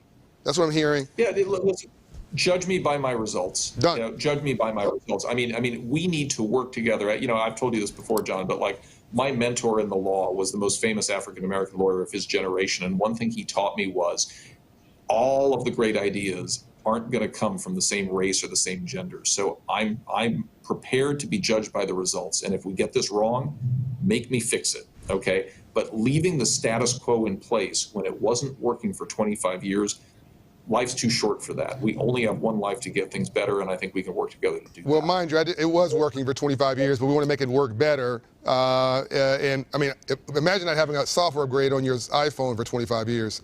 I mean, I get a software upgrade on my iPhone every 6 months. So you're just doing a software upgrade, as I understand it, on the statute. Yeah, that's right. But imagine if you missed the last two software upgrades. I guess that's my point, is when banks went fully online 10 or 12 years ago and they started pulling branches out, that's when it really stopped working. And we should have upgraded this earlier, would be my view. So let's move to something that I think everybody can agree on, is Project Reach, which again, I think it's it's fabulously a little nuts that a comptroller of the currency, this is not, you don't have to do this. You could just skate. You show up to work, in late, long lunch, leave early, and be done with it. Nobody would say a word. Why do you leave? What is it? What's Project Reach? And why is it so important to you? Well, so first of all, let me tell your viewers what it is. So Project Reach, which, John, you were a founding partner of, and I'm so grateful for your leadership on this, is a consortium that stands for the Roundtable for Economic Access and Change. And the idea is, look, philanthropy and charitable giving in the wake of the George Floyd protests, those are great. But at the end of the day, when the protesters go home and go back to work and winter sets in, that kind of comes to an end. That's not sustainable.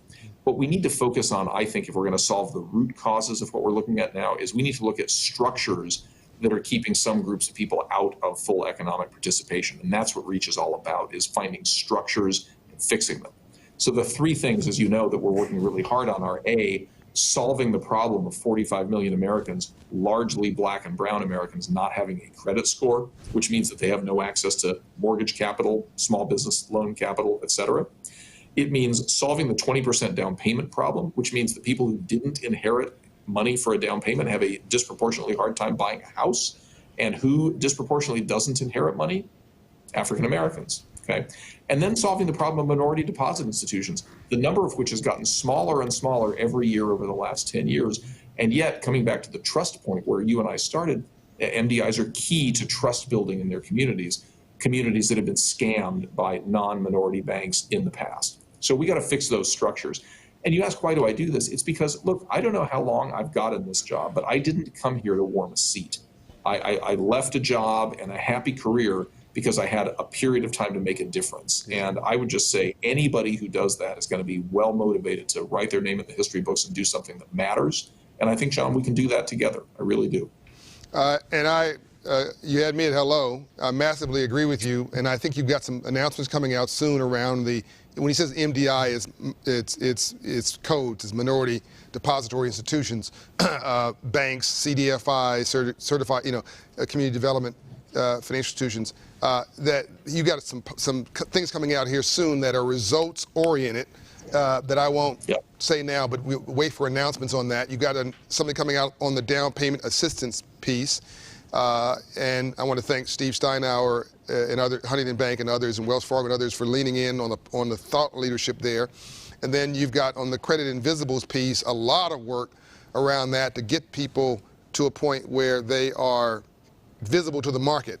Things like credit data that just doesn't show up. You're going to make sure that gets credit. Am I clear about that? You're exactly right. I mean, listen, the problem most people have who aren't in the credit system is they make all their payments on time. They're just not the right kind of payments, right? So if you make your mortgage payment on time, you get credit for that. But if you make your rent payments on time, that doesn't get captured historically, right? We're building with Credit Karma and Plaid and a couple of the big credit bureaus and others a new credit score for people who don't have one that will give you credit for all of that behavior. Credit for credit. Correct, exactly. So we're wrapping up. We're running out of time here in a moment, but you said something earlier I want to underscore. 30% of white households benefit from generational wealth. In other words, they get an inheritance. 30%. Think about what a head start that is. Right. It's almost non-existent for a black and a brown family, certainly in a black family. And so you're already starting with a deficit. And then we've seen the Citi report that showed that in the last 20 years has been $16 trillion of lost GDP based on discrimination to blacks alone. And we just knocked it off right now, just knocked off racism, discrimination right now, just to blacks. You find another $5 trillion of GDP in the next 5 years, which would pay for all the COVID-19 stimulus, by the way. I commend what you're doing, Comptroller. I think it's in the legacy of the Freedmen's Bank, in the legacy of what happened when one of your comptrollers got a Nobel Peace Prize with war bonds, I believe it was, or restructuring some of the war debt. And it's in the legacy of what we're in now of this third Reconstruction, where we need everybody leaned against the wheel to try to get people into the economy and producing for this country. Thank you. Couldn't agree more, John. Thank you for the partnership, and thanks everybody for a great conference. This is a terrific event.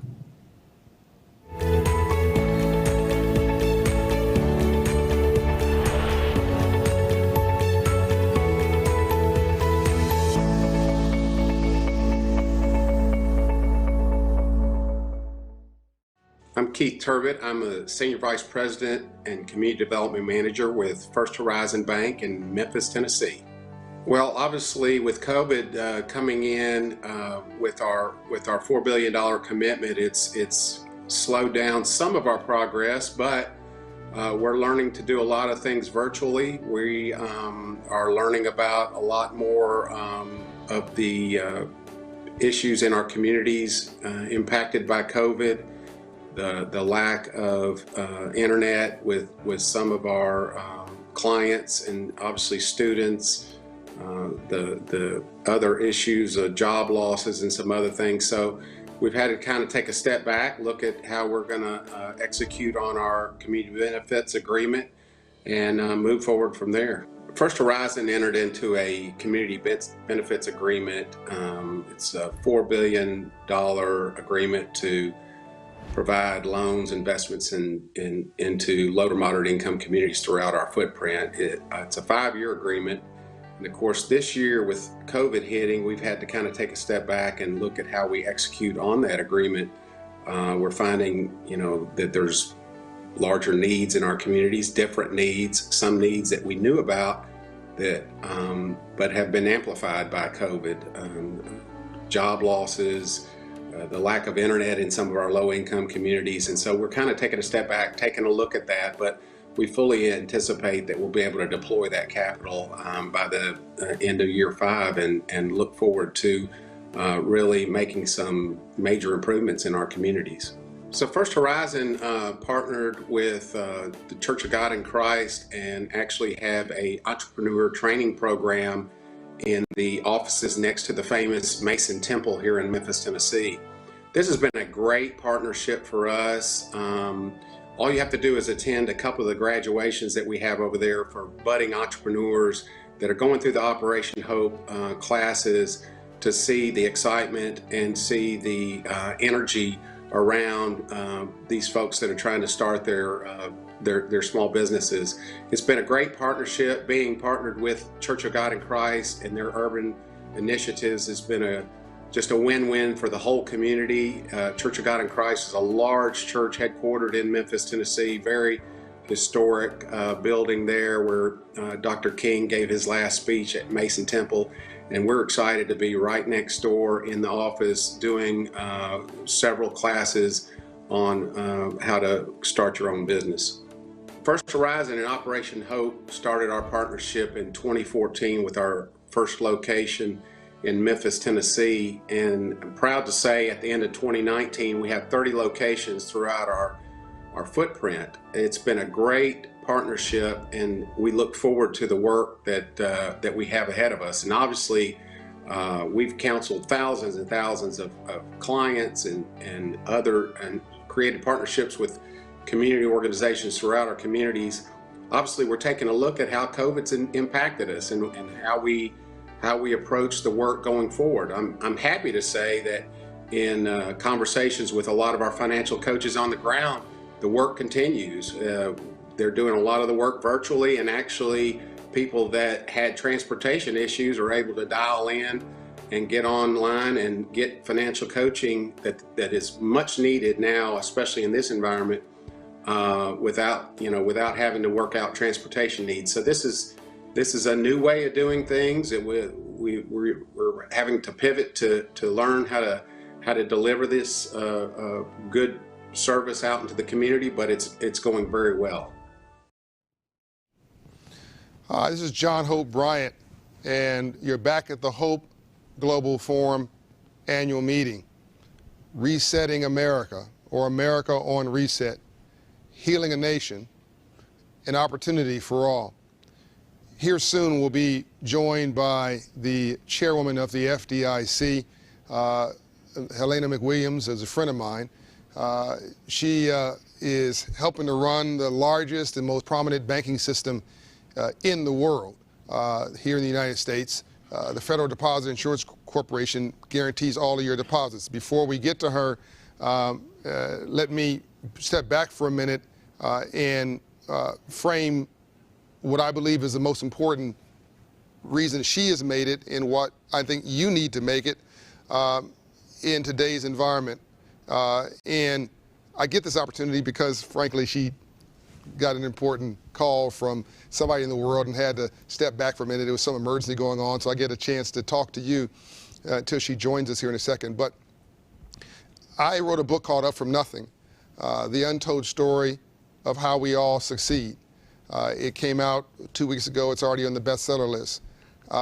I've got other books that I've written to try to codify a thought leadership process, a step ladder to get you into the game, whoever you are and wherever you come from.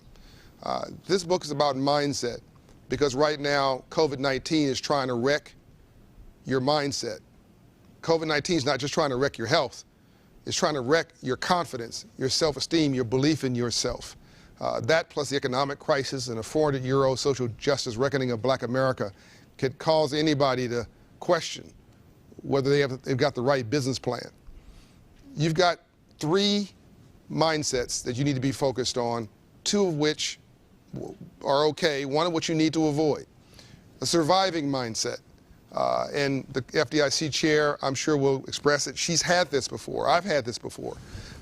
But far too many African Americans and others who came to this country almost majored in it because we had to.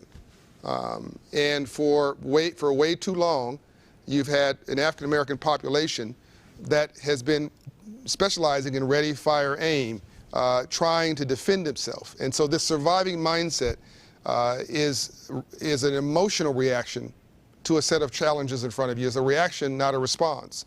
You don't get ahead when you're trying to survive and you've got a surviving mentality. You're just treading water.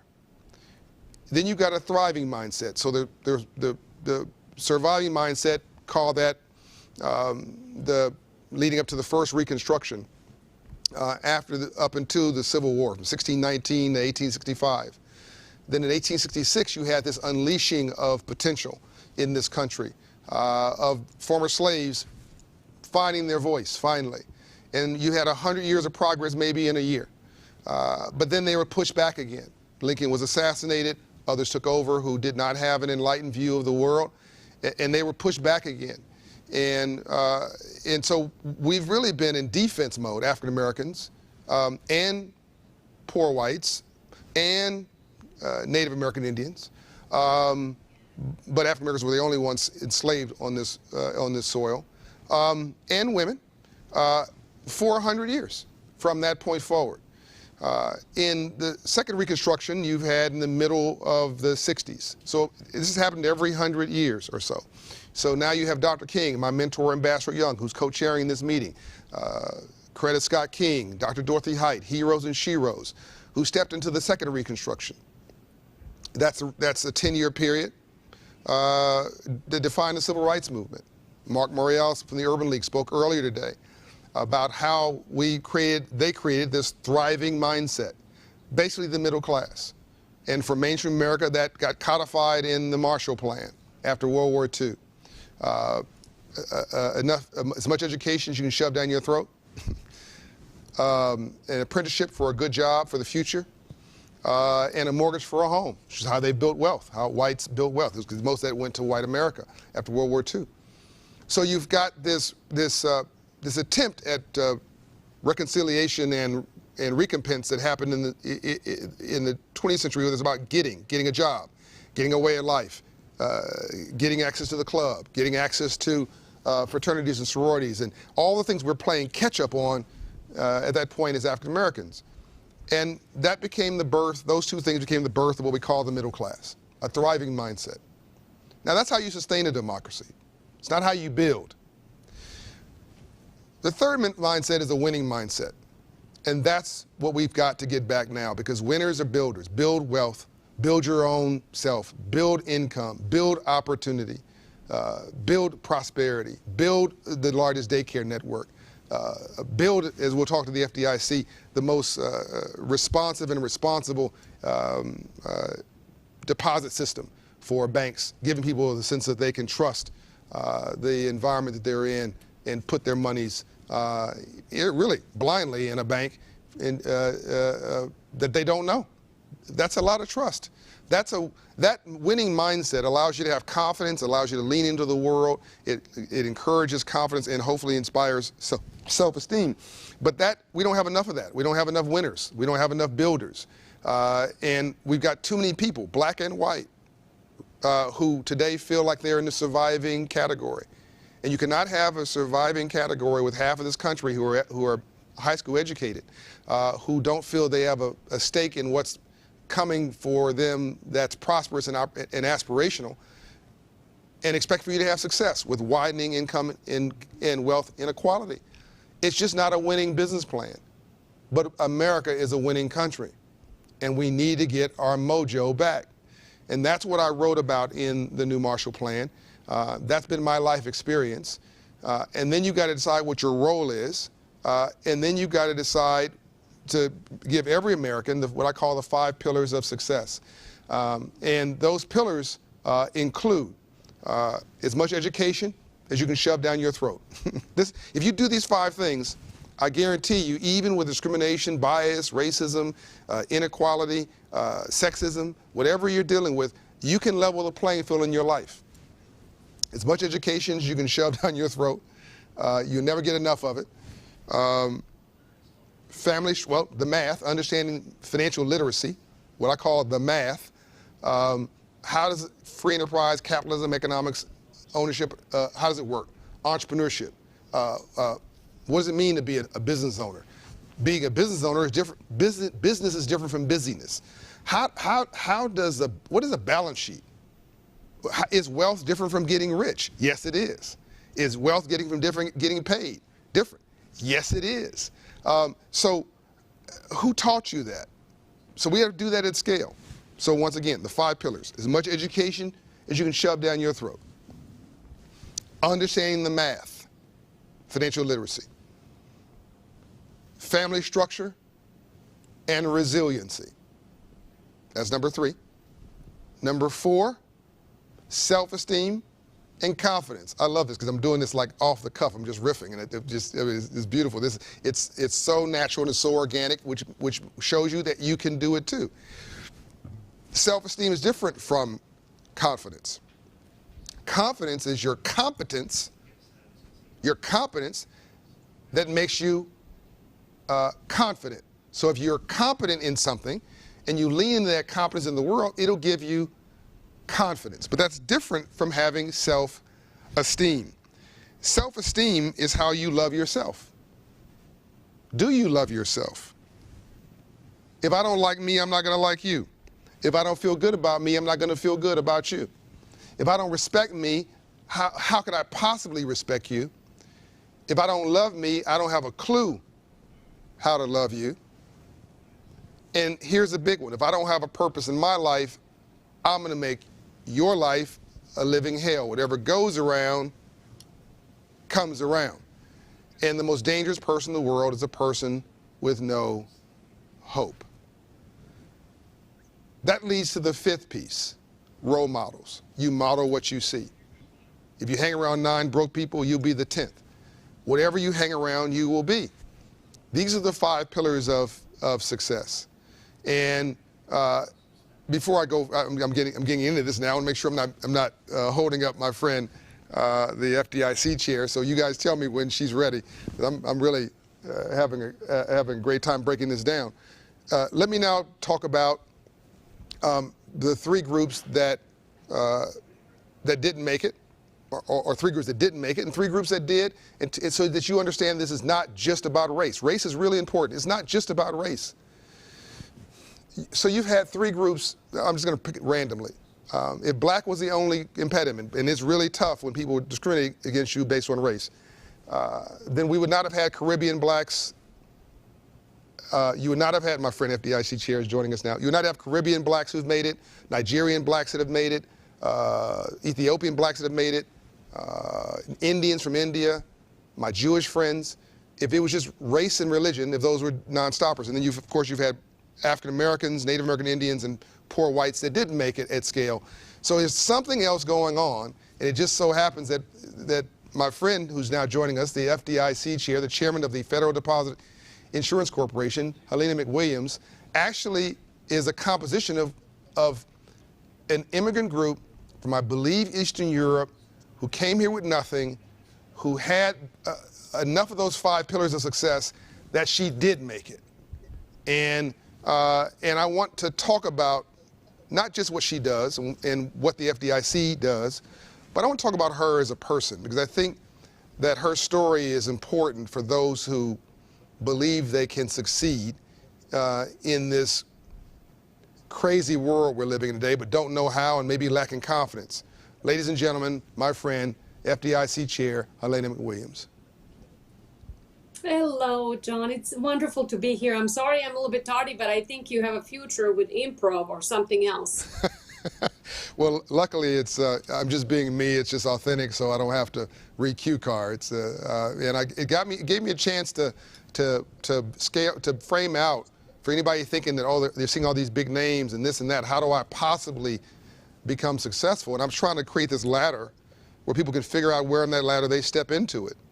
Now, if you have 5 of those things I mentioned, you're going to be immensely successful. If you have less than 3 of those things I mentioned, then success is possible, but it's going to be extremely tough. Those who have been left behind that you and I care about in this country had 3 or less of those things. You can pick almost any of those 3 things, and if you remove them, it's hard to win. I'll repeat them because you may have not heard it. It's education. So you graduated top of your class. I think also trying to prove that as a woman you could succeed in spite of people saying you couldn't. Understanding the math, I think that worked out. You're the FDIC chair. Family resiliency, well, family structure and resiliency. You take care of your mother to this day, so that's obviously strong. Self-esteem and confidence, my God, you've got that in droves. And role models. So you had all 5 things, even though you came from this challenged background, thus you went. Can you tell the audience quickly, and I'm going to get a sense for how much time we've got with the revised schedule, but give us an audience a sense of where you come from, who you are as a person, not the big title. And then we'll get into get into the structure of the job. The title is actually irrelevant because a long time ago I decided to become, Jelena McWilliams, and so that when I introduce myself, I don't need to say FDIC chair or a partner at a law firm or, a big bank executive or anything else. I decided that I'm going to create a path for myself where I stand behind my name. And so briefly, I came from former Yugoslavia in 1991 with $500. I was an exchange student for 1 year when 2 really bad things happened. My former country erupted in a civil war. And the airline I came on went bankrupt. It was Pan Am. So I had no ticket to go back home, and I had no country to return to. And so, but even before that, when I first came to the United States, I came with an idea that you can come here, you can work hard, and you can, movies sell you this story about, you can succeed, you just work hard.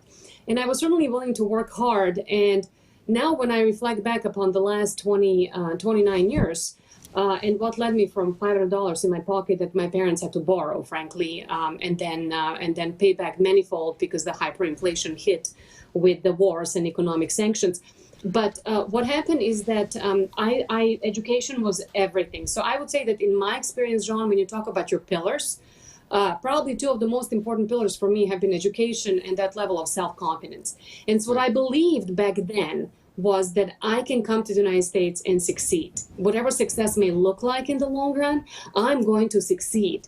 And failing was not an option. So I was hungry. I worked a series of minimum wage jobs where they were paying $4.25, really $3.50, $3.40 after tax. I cleaned houses. I worked closing shift at Blockbuster. I sold knives door to door. I sold cars. I did a number of things that, at some point I should write a book about. You should. And really what I never lost sight of is that I must get educated in the United States. And what helped me, frankly, was coming from a system where education was highly valued. My parents did not have an opportunity to have education. So my mom was born in 1941. And if you know history, 1941, she literally was born 2 weeks before Germans carpet bombed the country. So educating girls was not a priority. She was just lucky she was alive. My father was born in 1925 in a very small village in Montenegro. And so he was both of them were pulled out of school. My mom has an equivalent of a 2nd or 3rd grade education, and my father has about a 5th grade education. And these 2 people who were very humble, very hardworking, exceptionally stoic, stressed that education was my path forward and my path up. And we had no connections. We had no money really to buy influence. And so there was only education. And so I had to be the best. Not being the best was not an option. And, when you talk about role models, my biggest role model has been, in all honesty, myself. I never competed against anybody else. I competed against myself. Asking, did you do the best you could? And I have been my own worst critic and my own worst judge, saying you could have done that better. And so as I looked at kind of who I want to be, I didn't want to be somebody else. I didn't want to be like somebody else. I wanted to be my best self. And my best self, that standard was pretty high. And so I would say that, as you look at your pillars, education was probably one of the biggest things that propelled me in the United States, because I came with nothing and, again, held a series of minimum wage jobs. I drove 80 miles each way to go to school to Berkeley, UC Berkeley. I lived in Stockton, California, so 160-mile round trip every single day when I had classes. And I graduated with highest honors.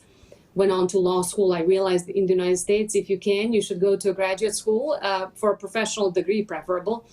And from there on, I just picked career choices that even when they included pay cuts, they led me to become my best self. And really every career choice I had wasn't about money. And I always joke to people, you shouldn't ask me about money advice, which is strange for the FDIC chairman to say, as far as career is concerned. But I always picked a job. I would ask myself, is this extraordinary? Does this bring you closer to having an extraordinary life and being your best self?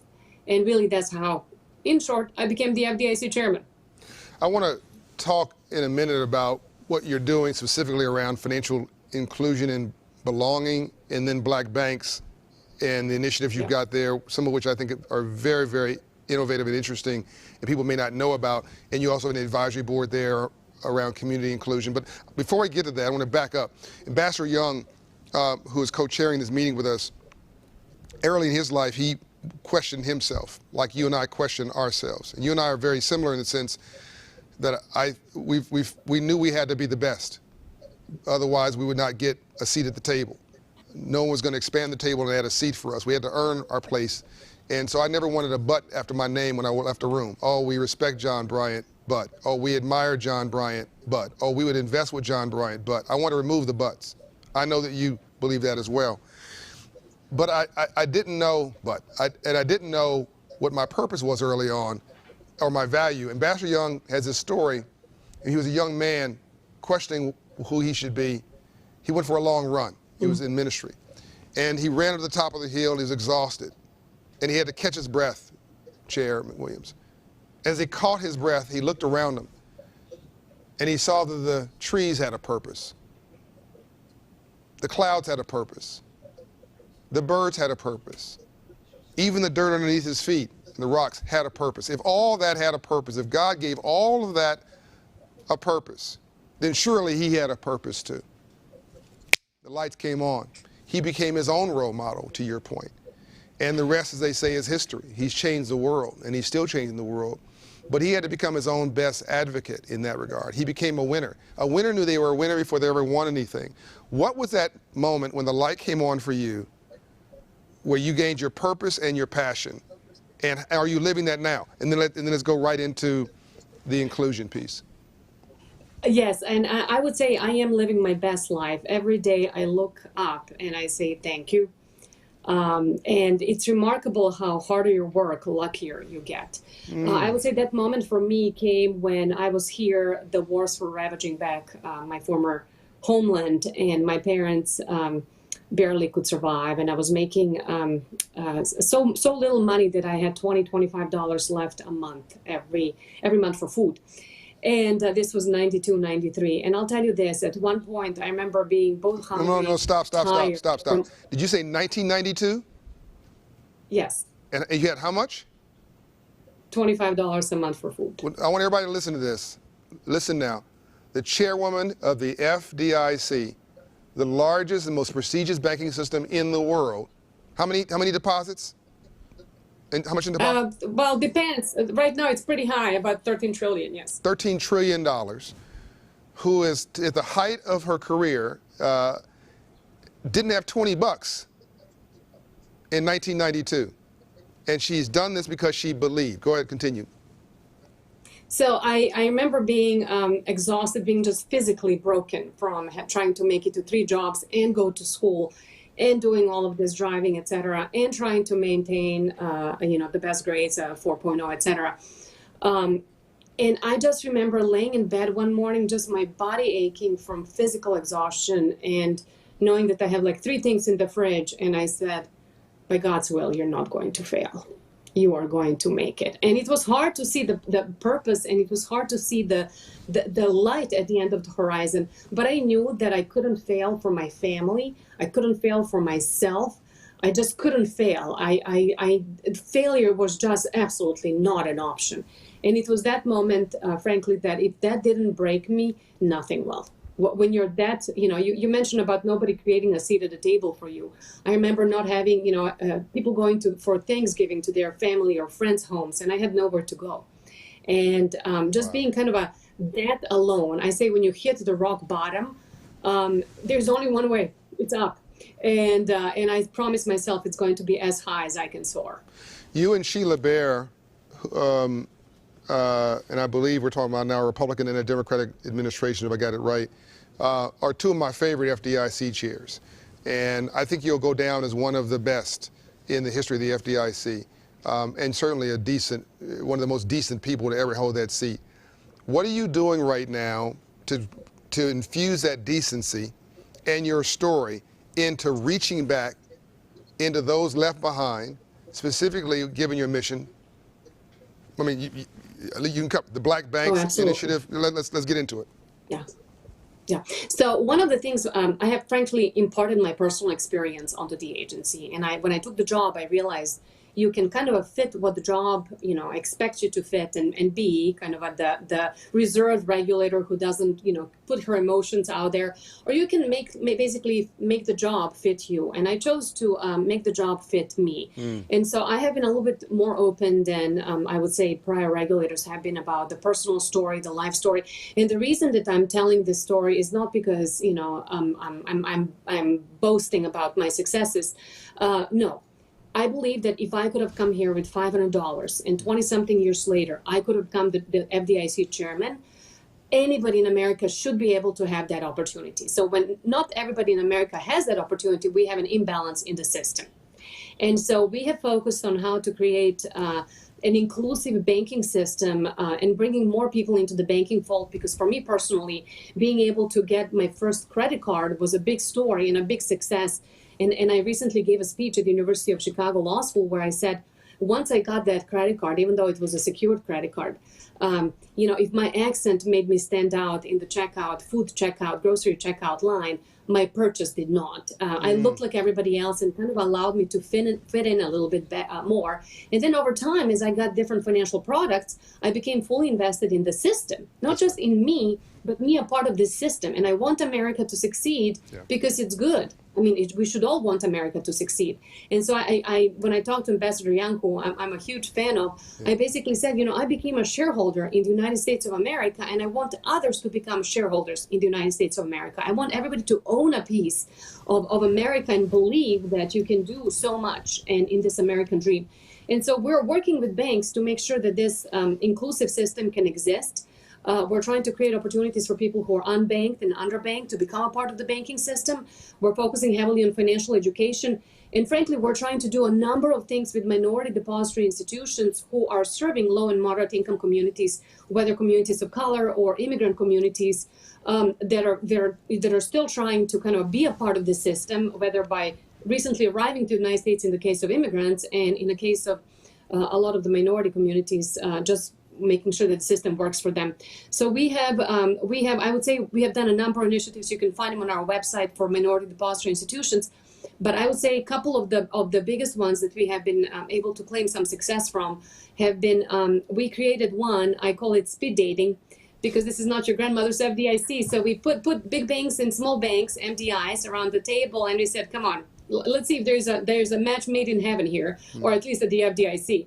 And we decided to see if there's a partnership opportunity where some of these larger banks that are non-MDIs can either provide equity support, other capital support, or technological support or expertise to the MDIs. And then I would say that the one that's hopefully going to be even bigger is we created a fund. We're in the process of creating a fund where we would be able to leverage the amount of money in the fund to help the MDIs and to make smart investments with the MDIs. And so far, we have been able to secure, which I'm very grateful, a $100 million commitment from Microsoft, and we're looking for others. So any takers here will take your money, and we'll work with that to put it in the fund and make sure that money goes to good causes. Because when you think about it, every dollar you put in an MDI bank, minority bank, is going to be leveraged many-fold and go into the low and moderate income communities and communities of color. So we need to make a lasting impact. So on one hand, we're removing structural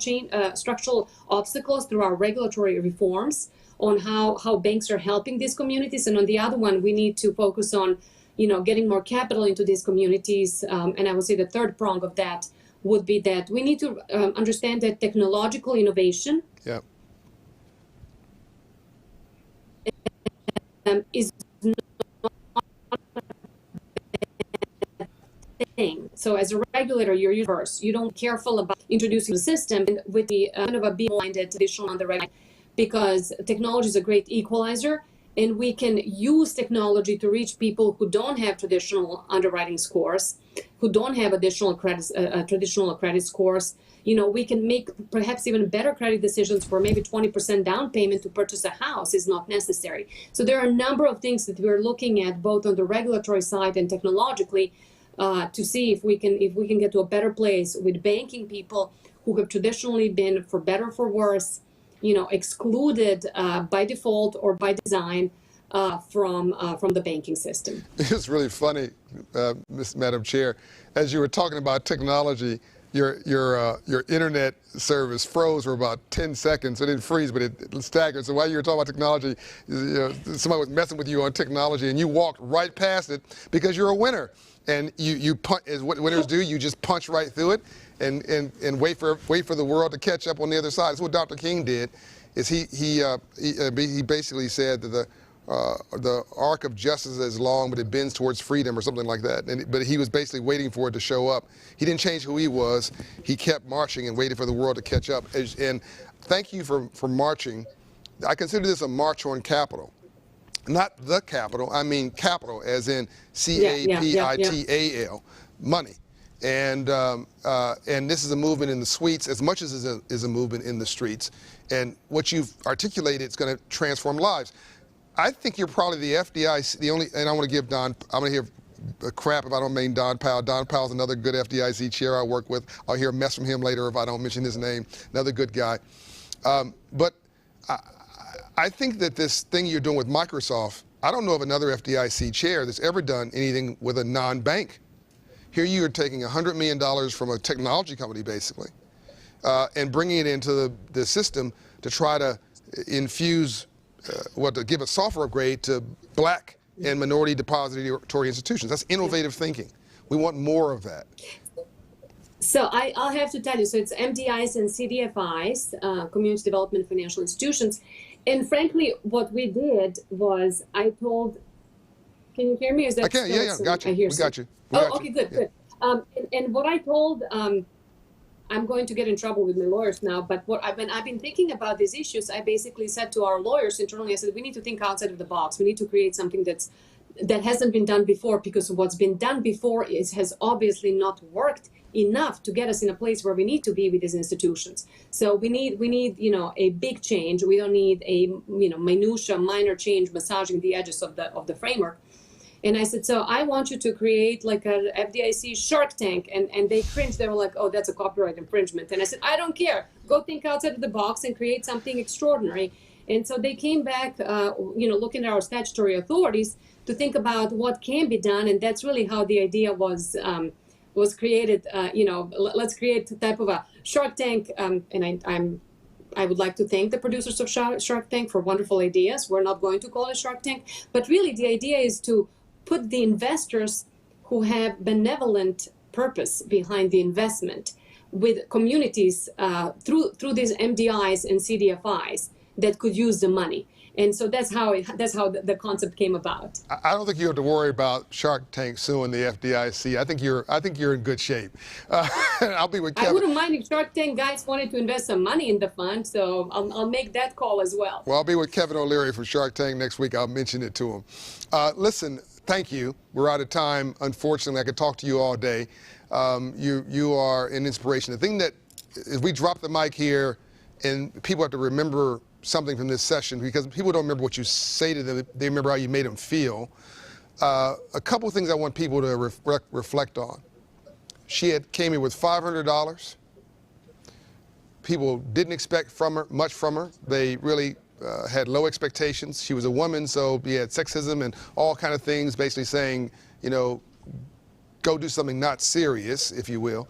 She overcame all of that, went around it, went through it, went over it, went around it, punched through it, and demanded a seat at the table to be expanded, the table expanded and a seat added, so that she could add, not out of some sense of charity, but because she could add value. And she, 28 years ago, had $20 in her pocket, and look at her now.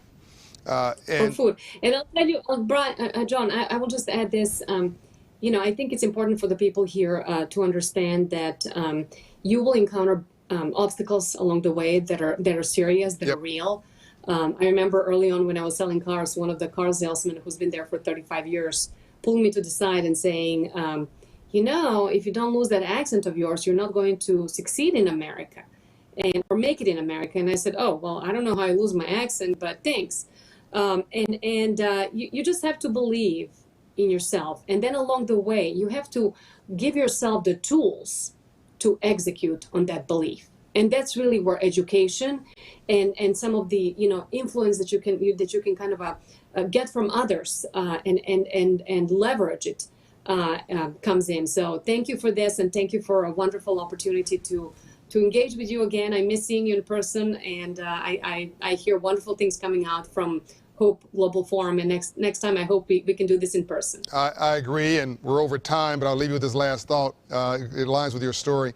Dr. King got a C grade, I think it was a C+ in public speaking from Crozier Seminary. And they told him, if you don't never stop talking like that, Dr. King, you won't amount to anything.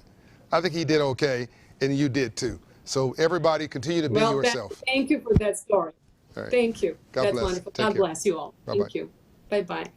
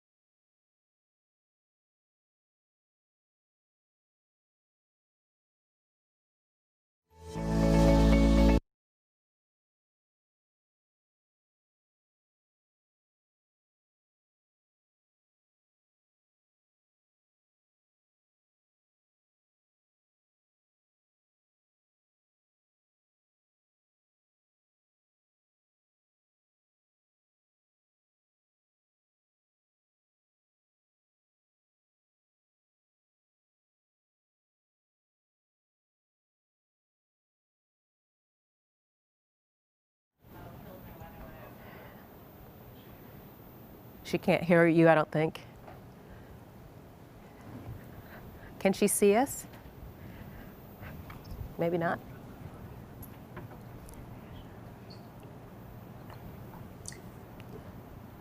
That was a big mistake that you guys had me. You said you were going to let me know when we were on. Oh, we're not on, April. Not yet, not yet. Can she hear me? I can hear a woman. That's me. It's Lisa. It's Lisa Borders, April. Hi, Lisa. How you doing? I'm going to do an intro. Before you do the intro, how long was that playing? They told me they had me. They were going to let me know when I was on, and I was listening to something. I am so sorry. No. You're fine.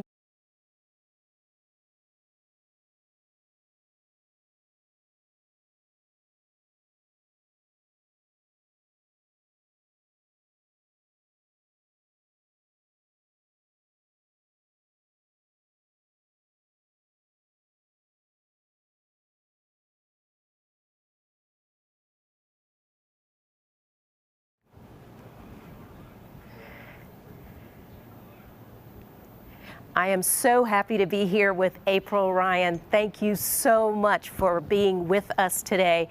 April Ryan is the only Black female reporter covering urban affairs from the White House, a position she has held since the Clinton era. She is only one of 3 African Americans who served on the board of the White House Correspondents Association in its 100-year history. But if you're a fangirl like me, you know you can catch April almost daily on CNN as a political analyst. But I also know she's been featured in Essence, Vogue, Cosmo, and Elle, just to name a few of the magazines. April, thank you so much for being with us. Thanks for having me. It's wonderful to be here, and I thank John for inviting me. We are delighted to have you. So let's just get right into it. April, I know this was not a straight line in your career, but everyone seems to think you are April Ryan of today, and it started, and bam, you were just April Ryan. Can you chart that journey for us a little bit? How did April Ryan become April Ryan? April Ryan has always been April Ryan. She was April Ryan at birth, but the April Ryan that people see today, I've been in the business for over 30 years, broadcasting at the White House for 23. Right. Covered 4 presidents. This is my 4th president, and we'll see how many more I cover after this moment in history. But what's unfortunate is because of the sensationalism of things that happened inside the White House, my name is now more known, more so than it had been. I've been on the front lines of questioning 4 presidents for 23 years on issues pertaining to Black America and beyond. So, I started out like everyone, local, traveled around the country doing news, anchoring, reporting, etc. And then I went to the White House, and I've been there for 23 years. It's kind of unheard of to sit in one space and place for that long a period of time. Well, April, let's talk about that, because 23 years, that is nearly a generation, which is amazing. Can I just say congratulations? Good grief. Let's just start there. So we've seen you have some really public interactions on both sides of the aisle, but there seem to be even greater emphasis and intensity placed on female reporters, and particularly women of color. Can you talk about how that impacts, number one, is it true what I'm seeing on TV that they are giving you perhaps a harder time, and how does that impact you doing your job? Well, how does it impact me doing my job? I've been doing this job, the same thing I've been doing for 23 years. Asking questions, asking issues about finance, asking issues about housing, asking issues about race, policing. Is the water safe to drink? You know, how are you going to help the people in New Orleans who are stranded on their rooftops? I've been asking those same questions for 23 years. And for whatever reason, I've drawn ire for asking those questions now. How does it impact me doing my job? There's been an effort to silence me, if you will, but you still have communities that need answers to questions from the highest office in the land. It's not about me, it's about the issue. Well, that makes perfect. So I continue to do my job. Right, that makes perfect sense. So it almost seems to me as if people are a little bit intimidated. There are not that many there are no other April Ryans, let's be clear. But even for female reporters, and particularly Black female reporters, you don't see that often. In fact, there's not that much diversity, period, in media, not to mention just journalism. How do we work on changing that? Because I know you are in the trenches and have been there for so long. Tell us, do you have any ideas about that? Well, let's say this. Right now, we are having a hard time bringing young African Americans into political journalism. We need more. We need more people with the understanding of the texture of the community to be able to ask the questions of the community and report on the community. I really would like to see more April Ryans, more Yamiche Alcindors, more Abby Phillips in that room. And I think about the Kerner Commission report. It came together because LBJ wanted to find out, why were there uprisings in Watts and Newark and all across the land in 68. In 68, they had the 11-member panel come together, and towards the end of the Kerner Commission report, it talked about bringing more people who look like me, people of color, into these spaces to ask questions about the communities that are underserved, to damp down the unrest, the upset in communities. So that is, I guess, one of the pieces that we need to put out there more for people to understand that they are needed in this field, that they are needed in the White House, they're needed in the State House, they're needed at City Hall, they're needed at the County Commissioner's Office. So I would love to see more of us, not only because you reflect me and you reflect the community, but because you're needed to change the tide, if you will, when it comes to our community, a community that is so underserved. Well, that speaks to having more people who can ask the questions, who look like you and me. Do you get any questions or any solicitations about the other side, about them developing a little bit more of a sensitivity about what's going on, as opposed to just having folks come and ask them the questions? That on the other side, that there needs to be a sensitivity on all sides to this, because we are a community, once again, and I'm talking about the broader community, that needs to understand so much. We are a global community. We are a community not just in Washington, not just in Baltimore, not just in New York, not just in Seattle, but in Paris, in Zimbabwe. We are a community, period. And what affects us here affects us there. And I believe there needs to be more sensitivity on all sides to have more people that reflect the diverse nature of who we are as a people, so that we can understand, because we are not seeing a lot of this in our history books. We are not seeing a lot of us are not even getting civics anymore. So we have to rely on the knowledge, the history, and the culture of so many people who have an understanding of what is unique to them and their community. And I think there needs to be a broader understanding that diversity makes it work.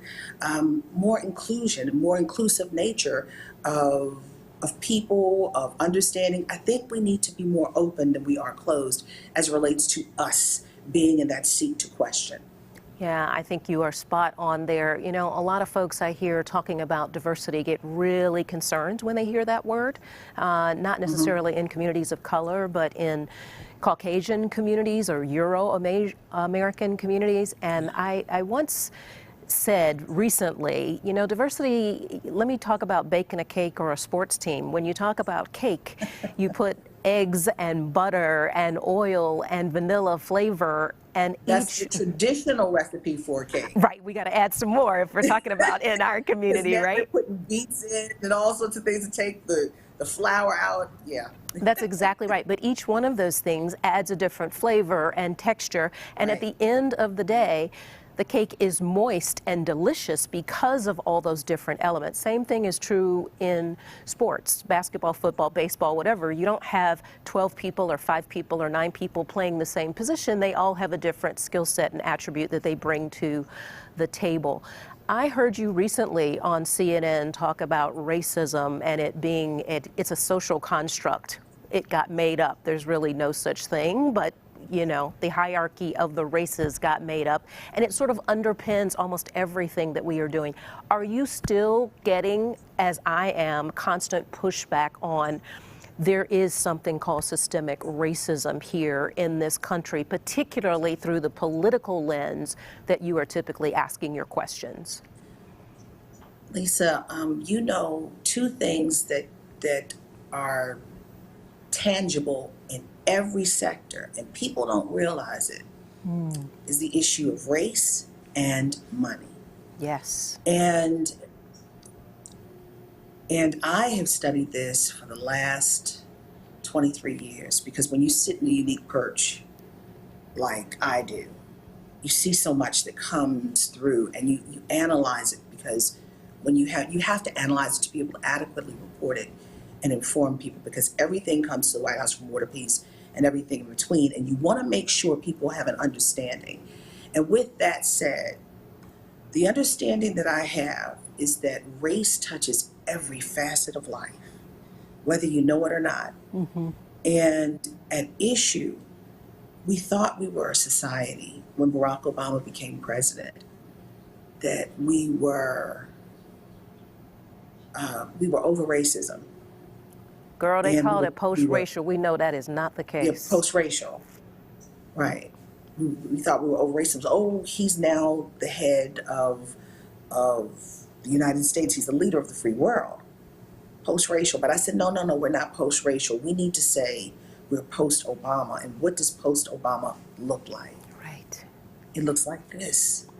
We're in a polar opposite moment of that moment of trying to heal in various ways. And what does it look like? It looks like this. And depending upon what end of the spectrum you're on, you could say, hey, I'm here and I'm taking my country back, or I'm taking the world back rightfully. If you're on another side, I'm scared of oppression. I'm scared of being shackled again. Even if there are invisible shackles, it's a shackle of oppression or not letting you into the room where it happened. Coining a phrase from Hamilton, the Broadway play. Right. But yeah, I'm thinking about, the late great Shirley Chisholm, the first Black woman to run for president in 1972. She said, if you don't have a seat at the table, bring a folding chair. And the question is now, that was in 72, she was talking about having a seat at the table. The question is now, are we allowed to go to the table anymore? Right. What does the table look like? Does it include us?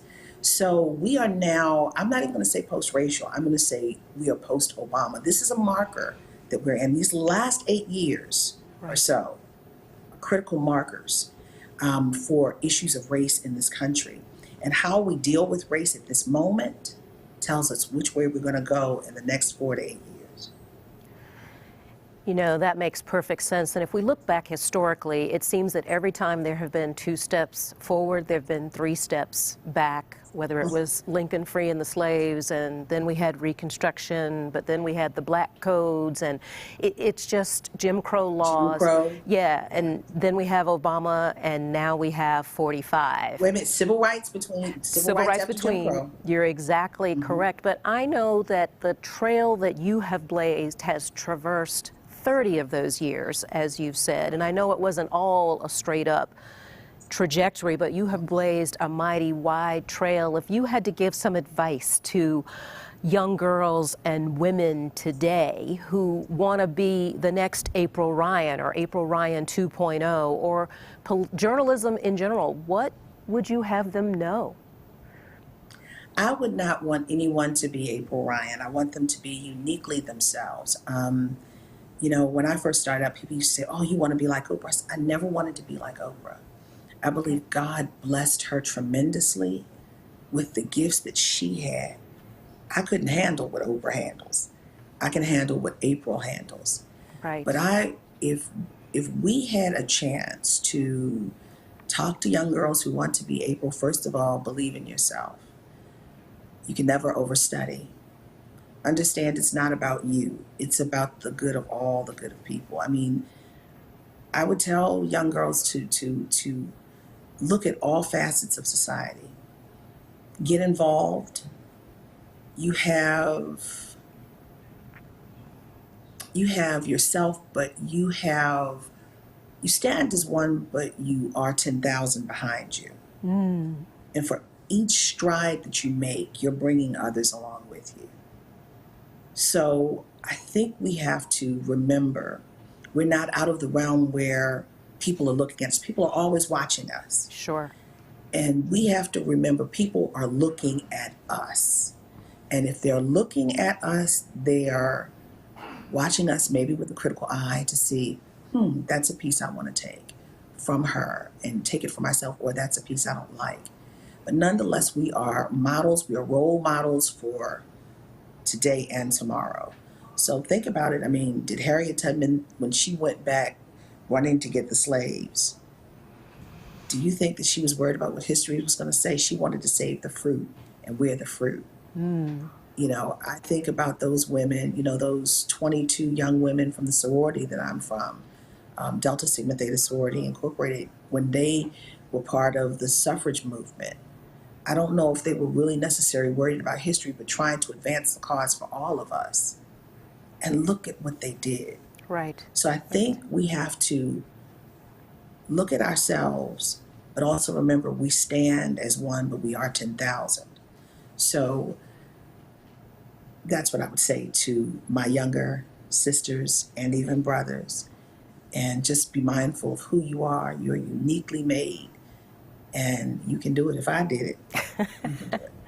Well, girl, you stand tall, and we are very proud of you. As we close out this session, let me just ask you about your book, April Ryan Under Fire, because we are living in some adverse times, and you have seen more than your share, and it seems that adversity has actually fueled you to do even more and to do even better. Now, I'm standing from afar and I'm looking in, but I'm just telling you, it's glowing. You got the halo hanging. So help us. Really, Lisa? Okay. Yes. So help me understand. You wrote that book. Talk about how you handle adversity and give us some inspiration to keep it moving forward, regardless of what comes over the transom that you don't expect. I think about what my late mother and father instilled in me, their consistency. One, I think about the fact that my mother used to always tell me when I was younger, and it was, I guess, was the building block for now. Nothing can prepare you for a president of the United States calling you out of your name, for the press secretaries to spotlight you, and for any news media to basically talk about you and put a target on your back. But my mother used to always say, it's not what they call you, but what you answer to. She took that from Dr. King. Right. And that's one of those pieces that stay with me. But at the same time, it's tough when you have a president of the United States, like I said, going after you. You grew up in Baltimore. It's not about you. You're in this business. You know, you didn't come from a silver spoon. Why are you targeted? But what makes me keep going, understanding that it's not about me. It's about us, we the people who are still forming a more perfect union in the midst of growing pains. And understanding that I must be a threat. My little old me must be a threat for some reason. Because I'm asking the same questions and observing. And at the end of the day, whether I'm a threat or not, we are still in a society in 2020 where you have people who are still crying out saying they're the least of these. And I am asking questions about those people in particular. And it's not about me.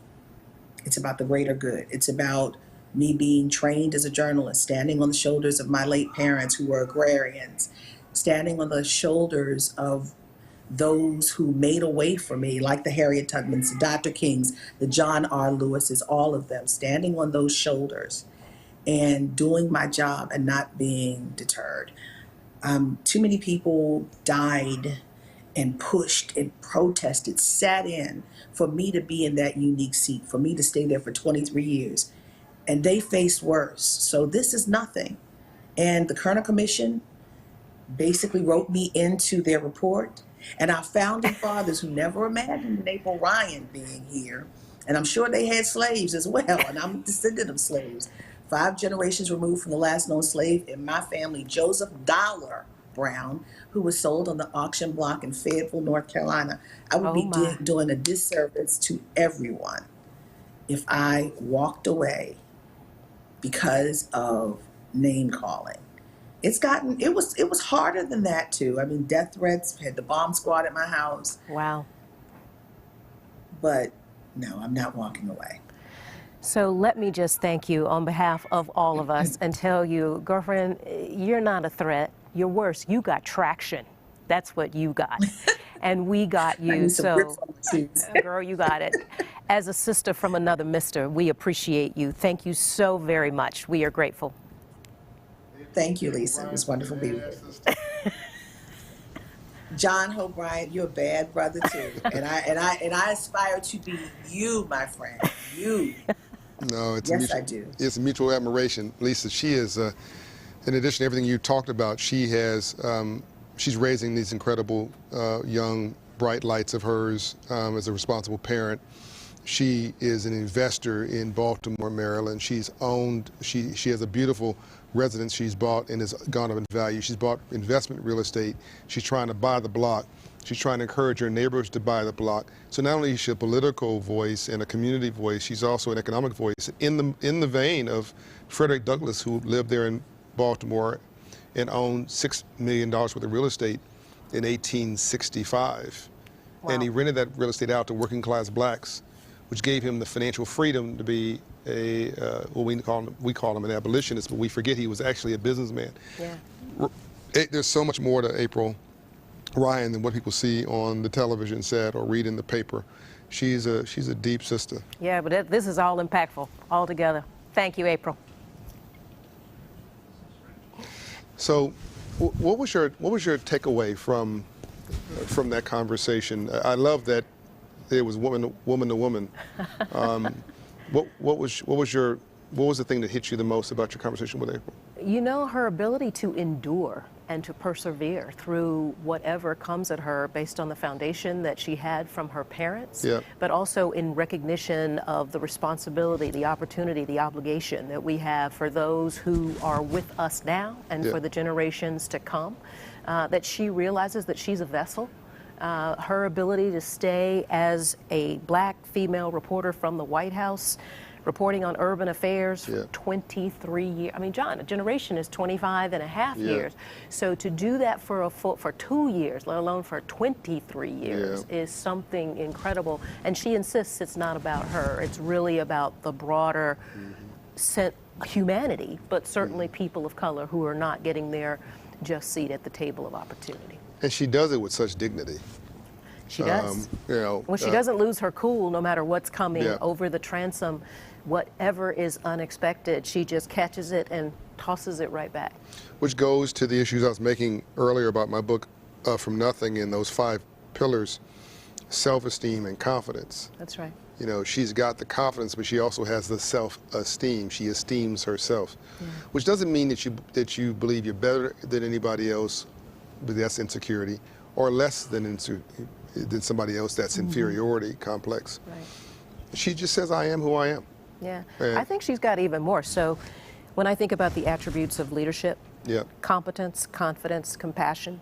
So she's got the competence because, look, I mean, it speaks for itself. The data speaks for itself. The time she's been there, the job that she's doing every day. She's got confidence based on everything that's come at her, and she's still standing. And then the compassion for not just her biologic family, but her extended family in Baltimore and all that she's doing in addition. The compassion piece is a new dimension, I think, that we recognize not only that we need, but that we should share. Your previous guest, the FDIC chair, McWilliams, she talked about that she has brought her personality to the job, and she's brought her story, and she's willing to share it because she understands the empathy she brings is personal. Like, it comes from her living out this situation and her ability to see that what she's doing has a direct tie to her own success, which means it can have a direct tie to others' successes. You know, it's interesting, Lisa, what you just said, and I don't believe he would mind me saying this, but I'm going to say it anyway. Okay. The thing that women bring, in listening to successive speakers here, women this morning, empowered women, it's not only compassion. There's an inner comfort with the emotional side of their narrative, with what somebody might call a weakness, which I consider just a vulnerability, an openness. I don't think it's a weakness, it's a strength. I agree. But very few people are tough enough to be soft. I think if I talked to Charlie Scharf, the CEO of Wells Fargo, about the situation he found himself in, which I call unconscious bias. He called it unconscious bias. Right. And I think it's more than that. I think it's a blind spot. I think he's a man who's grew up with the left side of his brain, the analytical side. He lived a privileged life.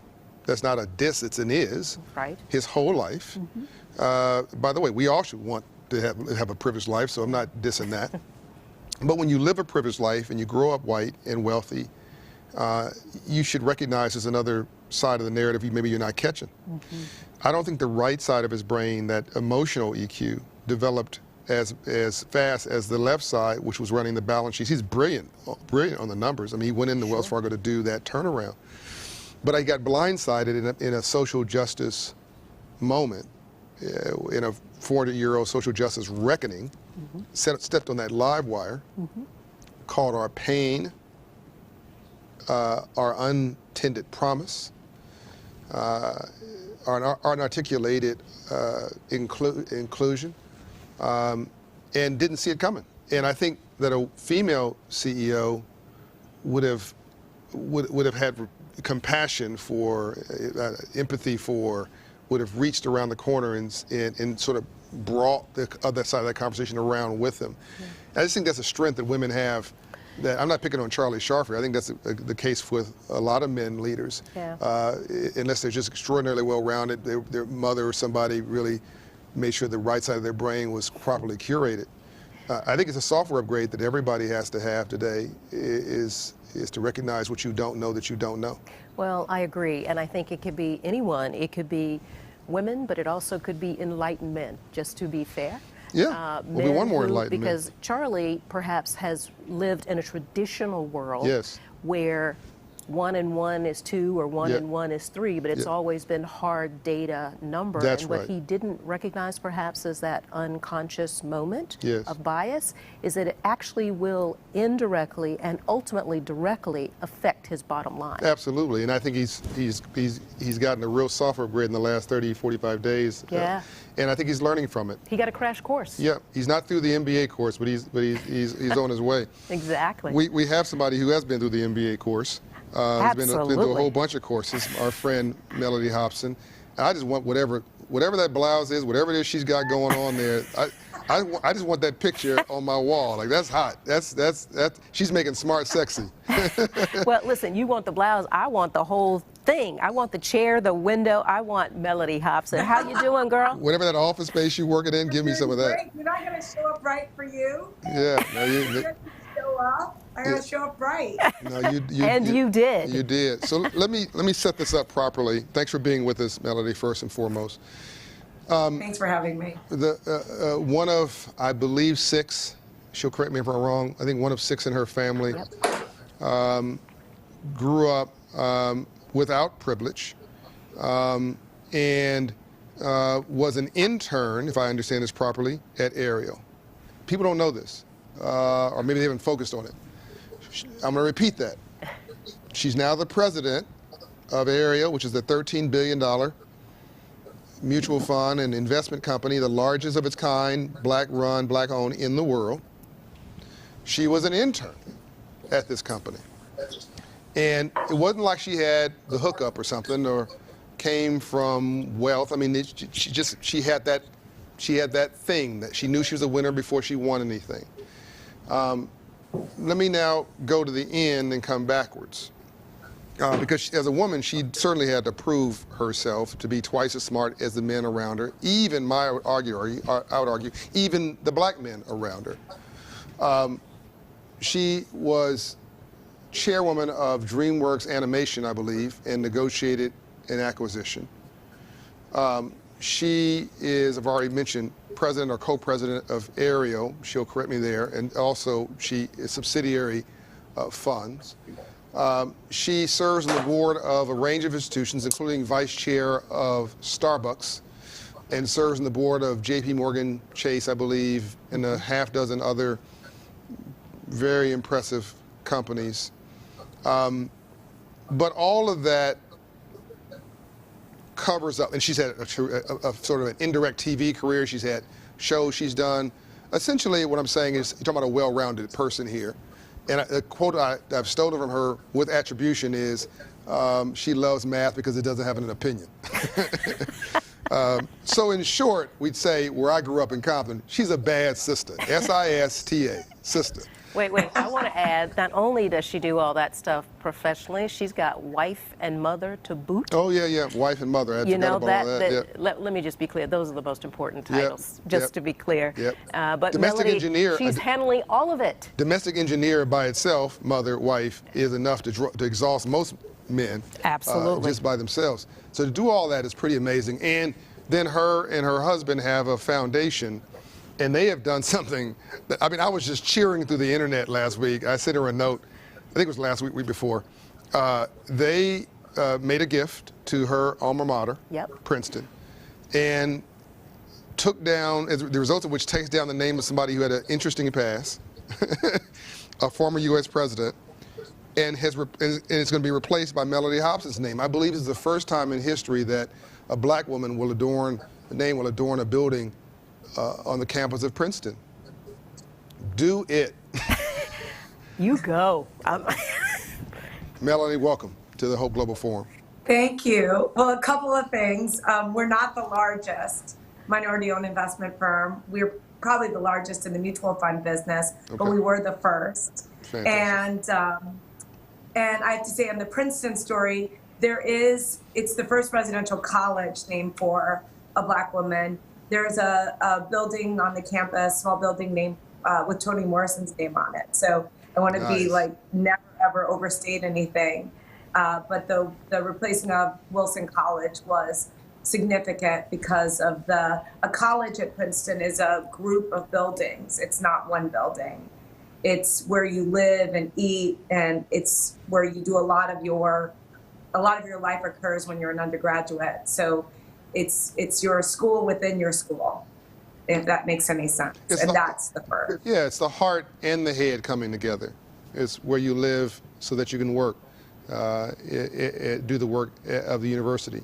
I got it. And, you know, Lisa, you jump in here anytime you like. I've got, she told me I could ask her anything I wanted to ask her. Well, I'm going to start. May I start on her No, soft please. side? By the way, I want everybody to see that none of this is scripted. We're just having a conversation, and she don't need a script. Go for whatever you want to ask. She can handle whatever you throw at her. I know that she can. I know that she can. So, Melody, I'm the one that said your titles of wife and mother, I'm calling those your most important titles. I'm a mom, so I understand. And I know your mom was so incredibly special to you and your siblings. Can you talk a little bit about her and the impact that she had on your life? Because we look at the end product of who you are and what you've done, and we're like, holy crap, how does she do all that? So you've done a ton, but can you talk about Mom a little bit? I'd love to. I mean, my mother passed away a few years ago. I was lucky to have a really great mom. My mom was a great mom for reasons that just probably would not be obvious to the average person. First of all, she was extremely introverted, very, very quiet, the opposite of me in a lot of ways. She had 6 kids. The kids were all different. And she mothered us very differently. She didn't have a one-size-fits-all model for her children. Interesting. I think that's extraordinarily rare. I've actually never seen anyone else do what she has done. My siblings were much older than me, some more than a couple decades, and it created a bunch of mothers for me. I had 4 sisters and a brother. And as a result of that, because they were so much older, I could look at their lives and make decisions based upon the decisions that they made. So that I give them a lot of credit for the person that I am, because I could learn through their mistakes as this young set of eyes watching them. But going back to my mother, a couple of quick things. One was very, very pragmatic, dreamer, but pragmatic, very rare to put together. She used to tell me all the time I could be or do anything. But she also told me all the hard things that I would confront in life as a person of color and as a woman. Right. The other thing about her, which I really do appreciate and respect, is that I was really an odd child. I mean, super odd, like obsessed with school, really crazy, fanatical, like obsessive compulsive kind of kid. And she would always just say, she's perfect. And I think that was just a really interesting thing to do to a child. Instead of telling you how different and odd you were, she just literally, she would say she's perfect. And I didn't believe I was perfect. And obviously she was a mother who taught me right from wrong and when I didn't do things the right way, etc. But she just didn't make me second guess myself in terms of how I came out of the womb. To her, it was fine. And so as a result of that, I've always been very comfortable with who I am. And I hope that other people could have that experience. Wow, that built a lot of confidence, I would presume, right? Which is what a lot of women lack all the time. Kind of, no, blowing up my head sort of way, just more like, that is, you are good the way you are. She knew I was just always working so hard, and my mom used reverse psychology on me. I was the kind of kid who'd stay up all night studying, and she's like, go to bed. I was like, are you crazy? That kind of thing. I was like, I have a test tomorrow. She's like, miss school. I was like, what are you talking about? She like worked on me because she knew I would just drive myself so hard. Yeah. Talk about flexibility and look at all that stuff she learned from Mom. I never did anything she said, just first of all, in that regard. I did not listen to her. But she also, the last thing she said, if you slept past 6 a.m., the world was passing you by. That's right. Wow. To this day, I wake up and I see what lights are on. And I have people ahead of me just because I was sleeping. When I look at her, and I want to get I want to make sure we have time for where we are right now at this moment. But when I look at her, when I look at Melody, I see somebody who was told that she was loved. Exactly. And my mother told me she loved me every day. My wife's parents told her that they loved her every day. It's obvious because when she smiles, as if generations are smiling through her. Mm-hmm. The story she told about her mother turning a negative and that she was odd into a positive. My wife has freckles, and kids would tease her about it. And then her grandmother said, no, that means that God just breathed on you. Well, that just lit her up like a Christmas tree. So she walked in, all of a sudden now everybody says, oh my God, the girl with freckles. It became a positive thing because of the way she saw herself. So you walk through this world with a sense of your own somebodiness, not any better than anybody else, but although no worse than anybody else, no inferiority or superiority complex, reasonably comfortable in your own skin. I think that this self-esteem is the gift that we've got to try to find a way to inspire in a whole generation of our people. This sense of not just confidence with ability, but esteem, to love yourself. And particularly in a world that's sort of suggesting that we need you, but we don't really want you. We're living, I think, in a moment in history right now, Melody. But history doesn't feel historic when you're sitting in it. It just feels like another day. What is this moment meaning for you? And how do we have the most outsized impact on this moment if we call it, as Mark Morial said earlier, the third Reconstruction? Economic empowerment, movement in the suites to match what we're doing in the streets. We got to get the protesters to pivot from this important work in the streets, it's really important, to pivot now to having a business plan that works in the suites, that gets us some equity. What is this moment meaning to you? I think this is about using your power for good, wherever that power is. And I really challenge people who say, well, I have no power. And I always go back and I say, Rosa Parks chose not to get out of the seat. So everyone has power. I think the question becomes, what trees do you plant? How to use the power where you are to stand up at this moment and say, I'm going to hold myself first and others accountable. And I start with myself. Because it's easy to do, as we like to say at Ariel, admire the problem. Just talk about all the wrongs instead of saying what would I do to fix it. Admire the problem. Well, I hear her mom coming through. I hear mom coming through, Melody. We have to say it's not about just outside and holding people accountable, but it's about holding ourselves accountable. Right. That's why we started the Black Corporate Directors Conference almost 20 years ago, where we bring together the Fortune 500 Black directors. Because we said these people hold these seats of power, and we have to make sure the civil rights agenda is in that boardroom, and that we're looking after people of color as fiduciaries to make these companies better companies. And so there's a lot that still can be done. I think this new wave of activism and this new wave of civil rights is very much about the corporate environment. I think the 60s were about government, laws and regulations. But this phase is about business and really understanding that at the end of the day, the social unrest that we have in the society is directly correlated. And you know this, John, because this has been your work too. It's directly correlated to economic inequality. No doubt. Until we fix economic inequality and create equal standing from the perspective of wealth in this country, we will not be able to heal the wounds that exist in this society. I think that this last 3 minutes is probably the most important thing that has been said today so far. You said we can't just admire the problem. I'm paraphrasing. My God, that's a drop the mic. Right. We have become, when you're in a surviving mentality, you're an expert at what you're against. Correct. But a thriving and winning mentality what you're for. Is an expert in what you're for. But we've been so traumatized, almost like PTSD for 400 years. Not only are we admiring the problem and obsessed with it, it's what we're good at. And so you want to do more at what you're good at. But that doesn't pay a bill. Blaming your neighbor doesn't build any wealth for you. doesn't pay your bill, doesn't get you the kid through college. So or change your position completely. Excuse me, repeat that? Change your position. Change your position where you are. That's right. Recalibrate who you are and where you are. Not whose you are, but where you are. Where you are, and as you said, plant some trees where you are. So if you're in the boardroom, don't just take that seat. You better be responsible for being in that seat.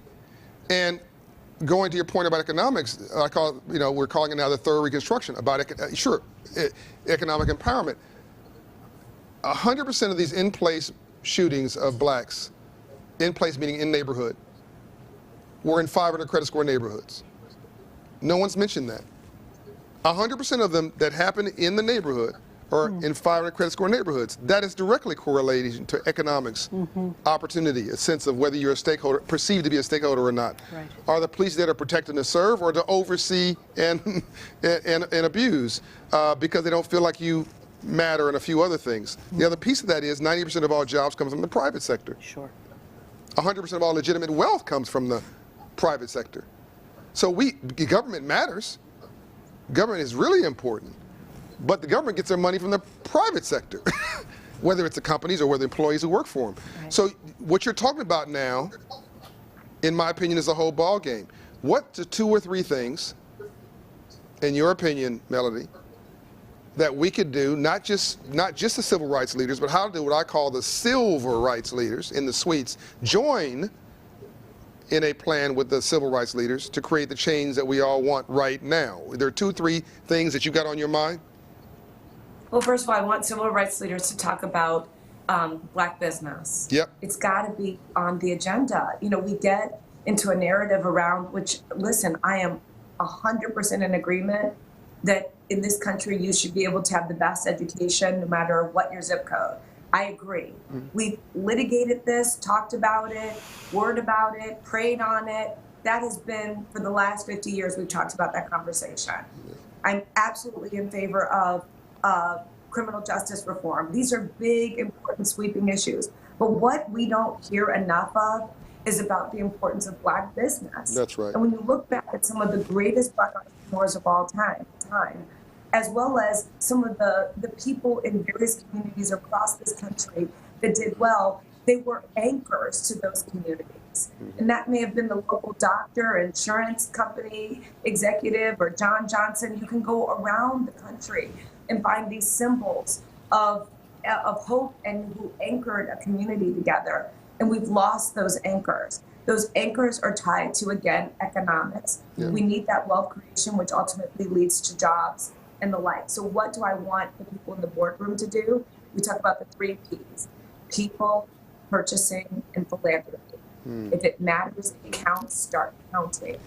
At the board level, look at the board based upon ethnicity. No multicultural umbrella where you put Black, Hispanic, people of color, and women together and say, here's our multicultural numbers. No. By ethnicity, so you see where you're over and underrepresented. Right. Same with at the C-suite, same with throughout the organization.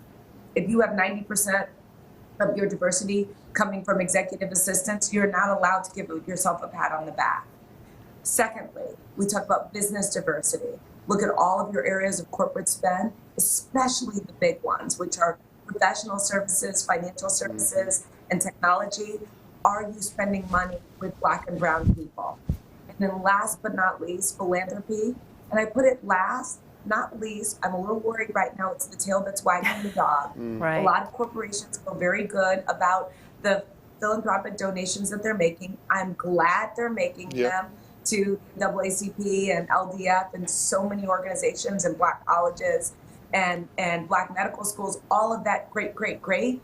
But you cannot fix your house from without. You must fix it from within. The donation will not absolve you of the issues that you might have inside your corporation. Amen. You know what? I hear all of this and could not agree more. And I heard someone say the other day, Melody, and I'm paraphrasing here now, but it was the audio needs to match the video, right? For all that folks are doing inside the corporation, not just write a check and walk away. Those days are over. Those are absolutely over. So well, also, because first of all, people are going to hold you accountable. Right. The people who work inside of the company, your customers are going to hold you accountable. As they should. The virtual world that we live in, Yeah. don't say it and don't mean it. Because people will be coming for you. I mean, it's a new day in that regard. Absolutely. So as I'm sad to have to wrap this up, but as we begin to wrap this up, this has been an incredible, can we just talk to her all day conversation. A couple of things hit me. Shimon Peres told me when I was in Jordan, John, people are going to criticize your work going forward because they don't understand it. But he said, you remind them, even if you wanted to distribute money like a socialist, you have to first collect money like a capitalist. And that's what I heard in reverse her saying, philanthropy is great, but there's the business case here. And that's what's sustainable. That's right. And keep in mind, these diverse communities are also keeping you in business. And scalable. And it's scalable. Thank you very much. We don't need charity in a handout. Right. Diverse companies in diverse communities and markets are prosperous. They're the most. They drive money to the bottom line. They drive money to the bottom line. So I hear her saying, let's expand and redefine a business case. And as Xander told me, the CEO of SurveyMonkey, he's speaking at the forum, use your balance sheet, I think you just said this in a different way, use your balance sheet and your budget and your About Us page to judge how you're doing on diversity and inclusion. Is your About Us page all white? Yeah. Then you're not doing a good job. Right. This is a corporation, I'm sorry. Am I hitting this right, Melanie? Absolutely. Absolutely. I love the socialist capitalist example because I think capitalists get a bad rep. And I'm a capitalist, and I say capitalism is the best system that exists in the world. Show me a better one. There isn't one. And at the end of the day, as a capitalist, we can do a lot, and I certainly feel that way at Ariel, to change and help people's lives be better. Because of our investing, they can send their kids to college, retire comfortably, afford a home, start a business. All of that is as important as curing cancer in my mind. Well, real talk though, Melanie. If you were not a successful company at Ariel and the other places, you couldn't do the philanthropy. You couldn't be on this program. You couldn't do the thing at Princeton. You couldn't. I mean, they couldn't give you an internship. Listen, she's the financial avatar. We know. Exactly. I mean, Melody's got it going on. So. But that's actually one of the points that we want to make for our broader society. We should not be exceptions. Agreed. Agreed. I'm not proud of that. Yeah. There should be opportunities for more of all of us, because to the extent that exists, that creates more opportunity for our community. It's better for America and therefore better for the world. Yeah. Inclusion is actually just smart. It's not, you don't even have to be a do-gooder. No, you're exactly right, but we do need and love the examples. So I want you to not only be the first, we certainly don't want you to be the last. So we agree with you 1,000%. You have been a gem, as always. Thank you so very much for being with us. Thank you. It's so great to see you, and thank you for all you're doing. As you exit, Melody, I want to leave you with this. We're way over time, but this is so fun. There are black people and brown people looking at this who've been told that capitalism was horrible their whole life. And capitalism, as you said, is a horrible system like democracy, except for every other system. but folks will say, I hate rich people. My response, no, you don't. You hate rich people till you become rich. What you hate is a game system. And what we're trying to do here is make it transparent, level the playing field, and show you can do well and do good too. And when you do that and you flip the script pays for itself. It pays for everything else. God bless you, Melody. Appreciate all that you do. Thank you so much for everything. All right, love and light. Take good care. All right, bye. I want that shirt. Yeah. I am honored to have somebody join me in studio, which means he's as crazy as I am. This is beautiful, and it says so much about this wonderful human being, and I wish I could hug you, and in this COVID-centric world, I'll give you a virtual hug. Right back at you. I'm honored to have with me Mr. David Brickman. David Brickman, whose career spans 2 decades in 5 divisions at Freddie Mac, is the Chief Executive Officer of one of the largest providers of mortgage financing in the world. I want to come back, though, before I go through his credentials and all that. We can talk about that. I like David, not just because he is a smart CEO and he runs a big organization that can make change for people at the bottom of the pyramid at scale. I like him for things like what just happened here today, which I didn't know. I didn't know you were showing up today. I assumed it was virtual like everything else. So I did something this week, David, that's my wife would prefer I didn't do. I got on a plane and I flew to Alabama to do a Chamber of Commerce speech because they asked me to 5 months ago and I promised I would, and I just figured they'll turn it into a virtual meeting and I'll do it virtually. And when the time came, they decided they were just going to do it in person. And I figured if they were crazy enough to hold an in-person meeting, I was going to be crazy enough to show up. It was my first business trip in 8 months on a plane, and they did it right. I mean, Mobile, Alabama, Mobile Chamber of Commerce. They did really great social distancing, the whole thing. But I'm not sure that they thought I was going to show up. I didn't know if they were going to do it. They didn't know if an audience was going to show up. You know, courage is often times really simple. It's doing things in spite of your concerns, not because of them, because you believe and you lean into them. And it's extending yourself beyond your comfort zone. That's leadership. You showing up here today is to me just another example of who I know you to be. Extending yourself beyond your comfort zone. Doing more than you have to. Last time I saw you in person, we were in Washington, D.C., when we could still shake hands. And you actually physically came over. I was having lunch with the comptroller of the currency, and you said hello, and we reacquainted ourselves. You didn't have to do that. You could have just kept on walking like most CEOs would have, because they're important. I'm supposed to come to them.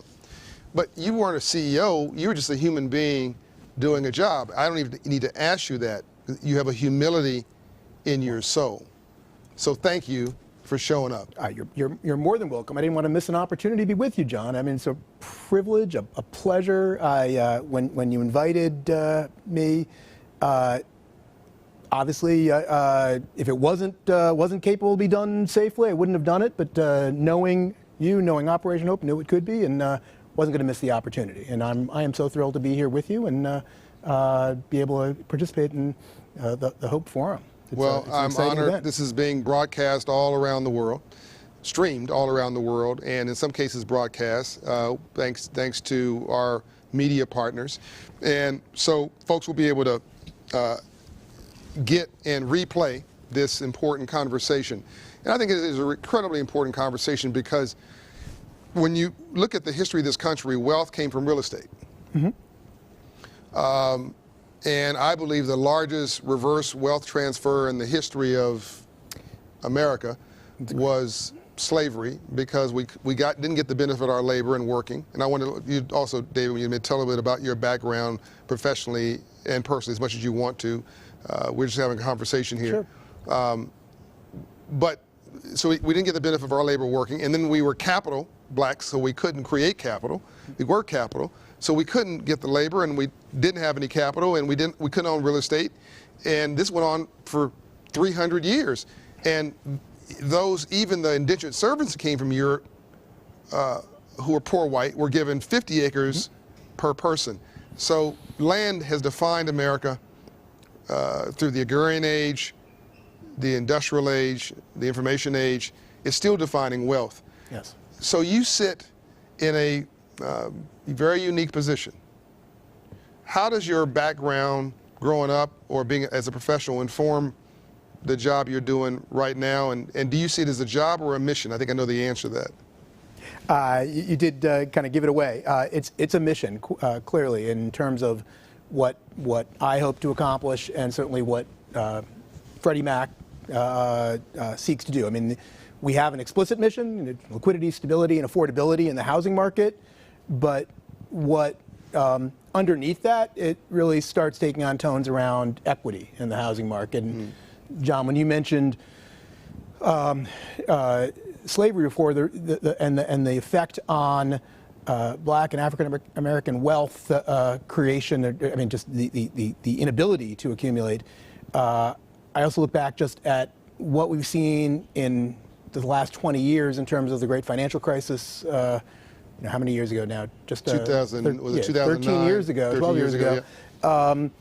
And similar in terms of not similar, but just the significant negative effect it had on communities of color across the board in terms of that lost accumulated wealth and housing. And certainly as we look forward at Freddie Mac, part of what we think is how can we find achievable, sustainable pathways to home ownership for everyone, but in particular, given what we see in front of us today, what more can we do particularly for the Black and African American community? And we've been thinking a lot about that. I've charged all the leaders at Freddie Mac to think about what more we can do, because it's really a deplorable issue that we've got in terms of the home ownership gap. 30 points and rising. We're back to levels that we hadn't seen since the 1960s. And I think talking about my mission is thinking about ways, innovative ways we can address that. You're talking about capitalism before, and certainly I think that's one of the great things about an institution like Freddie Mac is we live primarily in the private sector, but with overtones in terms of the public sector and the government. We are a government-sponsored enterprise, and look at how can we leverage that to achieve good outcomes. Give the audience a little texture on how big your job is. Like, how big is Freddie Mac? What's the impact on? Because not everybody here is a financial genius or financial expert watching this broadcast. Some people may not have even heard of Freddie Mac or heard about it in passing. They really don't understand what it does, how it operates. Sure, I appreciate that. And we are one of, or along with our sister company, Fannie Mae, probably largest companies people have generally never heard of, or unfortunately, if they have heard of us, some of the things that people would have said back, in the past. We're a $2.5 trillion company. We don't originate mortgages, we buy them. $2.5 trillion. Not a government, not a country, okay? It's a company. One company, $2.5 trillion. Okay, one more time. And the beauty of the model, in my mind, is that we are only in one market. We're just in housing. Right. We're in single family and in multifamily, so we're also in the rental market. But that's all we do. We don't do anything else. We have a government charter, so unlike a true private company, we can't go do credit cards or automobiles or foreign exchange trading. We only ever do housing, which means 24/7, 365 days a year, we are thinking about what more we can do for the health of our market. And as I mentioned before, we do have this mission broadly, which, I mean, it's in our DNA, not just as an institution, but honestly through the entire leadership ranks, through every employee, I think, who works at Freddie Mac. How can we better serve that mission in a way that, again, is going to help in terms of home ownership, is going to also provide stability to the market, is going to address issues in terms of housing affordability, which are have already been at kind of at crisis levels and unfortunately only going to get worse. At $2.5 trillion, give some people some sense, because I'm saying this for a reason, David. I want to pivot to impact. Give people a sense of how. Okay, there's 350 million people in America. There's however many households. Sure. What's your penetration into those households to the U.S. housing market? So we hold or guarantee about 1 in 5, 1 in 6 mortgages in America. Yep. Well over 10 million, and the standards. 10 million homes. Yes. Yep. Similarly, in the multifamily market, probably similar numbers, about 20% of apartment buildings. Of apartment buildings we have financed. Yeah. I think it's important to point out that overwhelmingly in real estate, people grade real estate A, B, C. A is kind of the highest end in rental.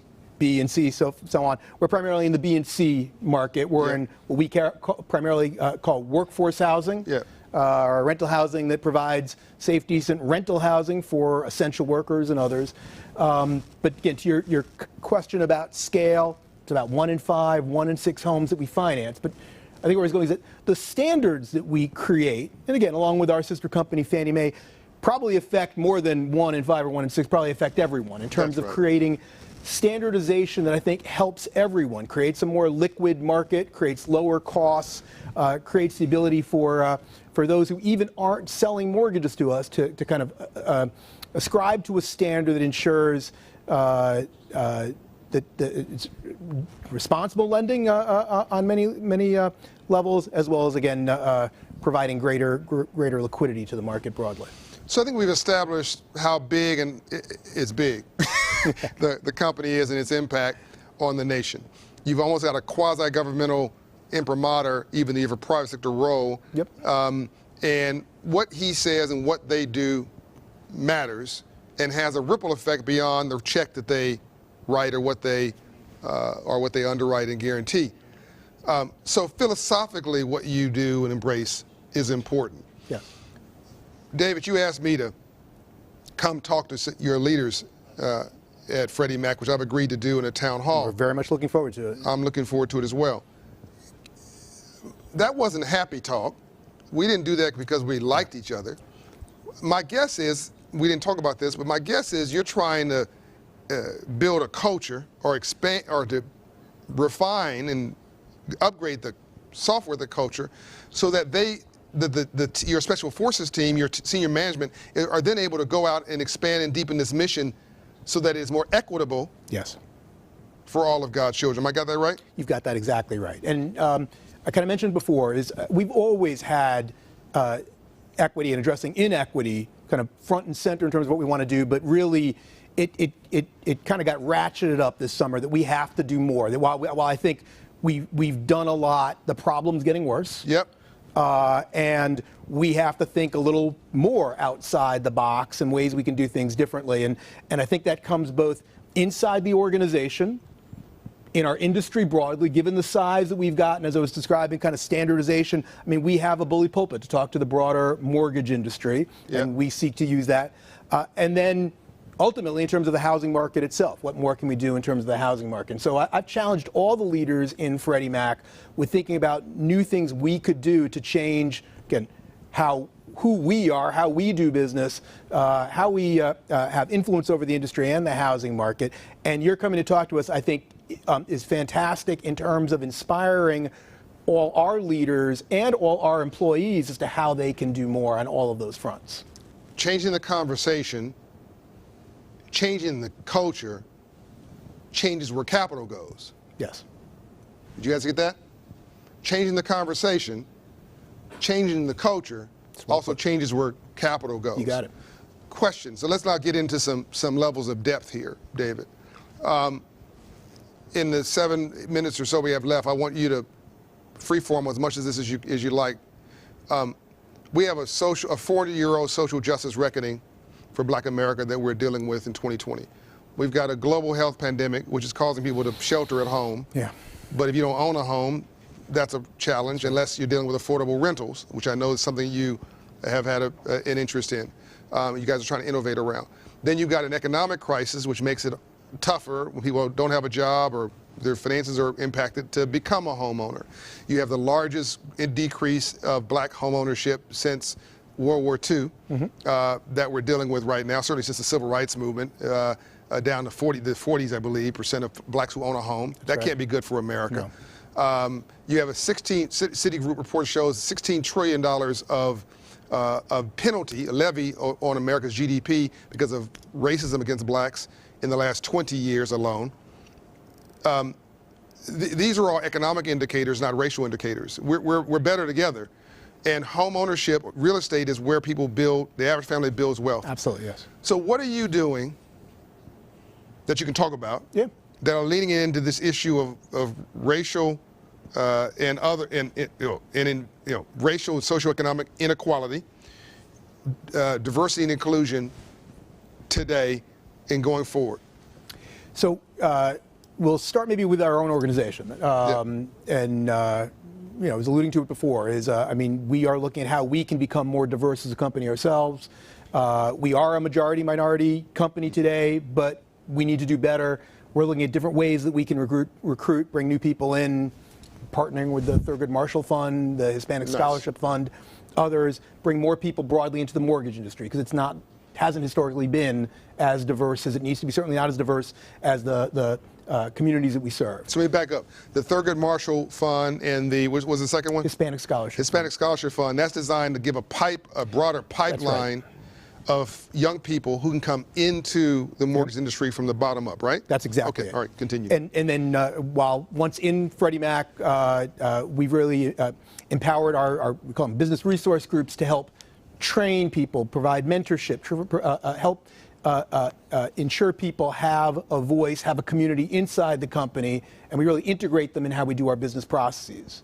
But then moving outside Freddie Mac, outside our company, to the industry broadly, thinking about ways in which, given how large we are and how much influence we have in terms of other suppliers, other businesses we do, how do we, again, embed diversity in our day-to-day business? And we've been encouraging minority and women-owned businesses to do more with us. Nice. Create supplier academies to help train people. A supplier academy. Supplier academies. So you're mentoring and coaching up these small business, black-owned and minority-owned businesses and women-owned businesses of how they can do business with you successfully. That's right.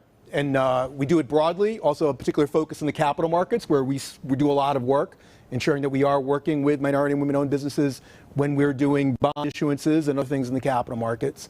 And then for all the... Excuse me, for those, when they raise money in Wall Street, they're trying to make sure that minority-owned firms get a piece of that business. That's right. The contracts that are tied to the laddering up of raising capital. We're just trying to translate here a little bit. Thank you. Yeah. Appreciate that clarification.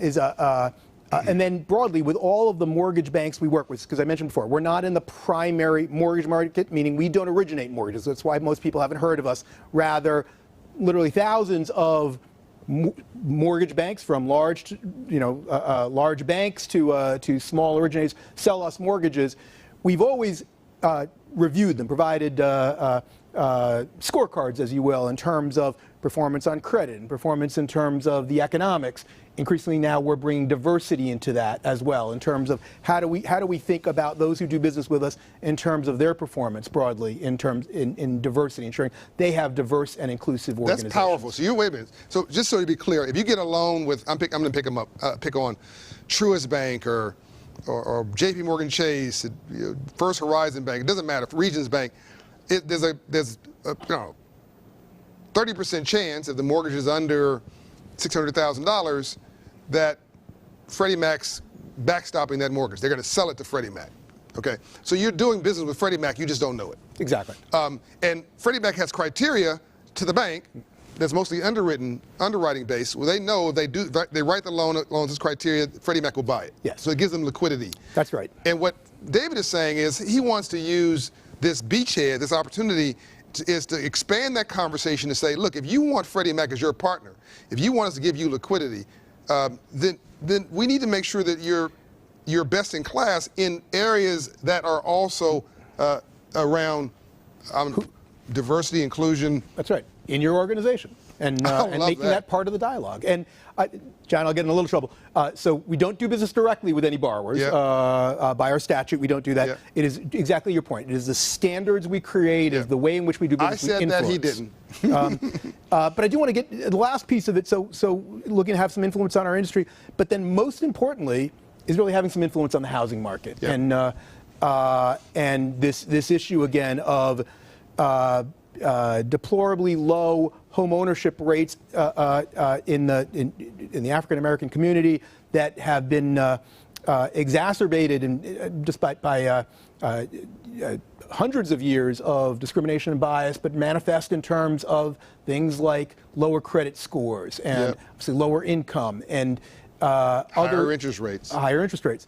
And so thinking, what more can we do to help provide those pathways through offering loan products that might help someone get on that ladder into home ownership. Thinking about new products, we have a sweat equity product for kind of lower down payment, where sweat equity in a home, your work on the home can be credited towards the down payment. We're looking at sweat equity is not non-cash contribution. Exactly.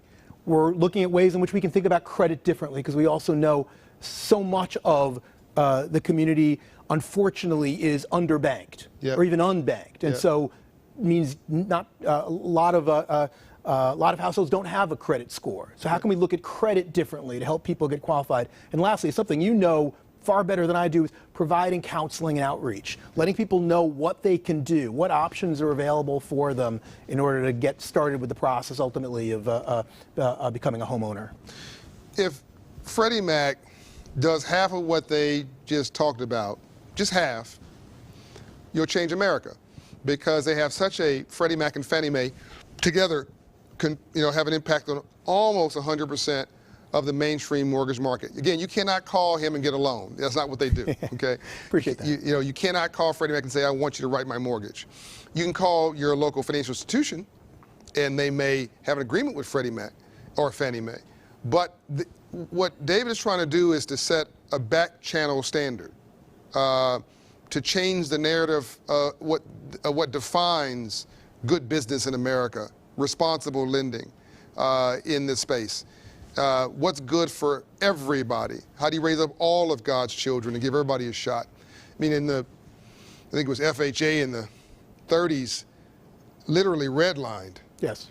I mean, literally, it was the government. It was the government that literally drove a red line. That's where the phrase came from. It wasn't private banks. It was the government wrote a red line in the 1930s and said, we're not going to insure mortgages in this area. We feel it's unsafe. Well, it was unsafe because blacks were slaves and enslaved and kept from capital and education for so long. We were just struggling with thin capital files.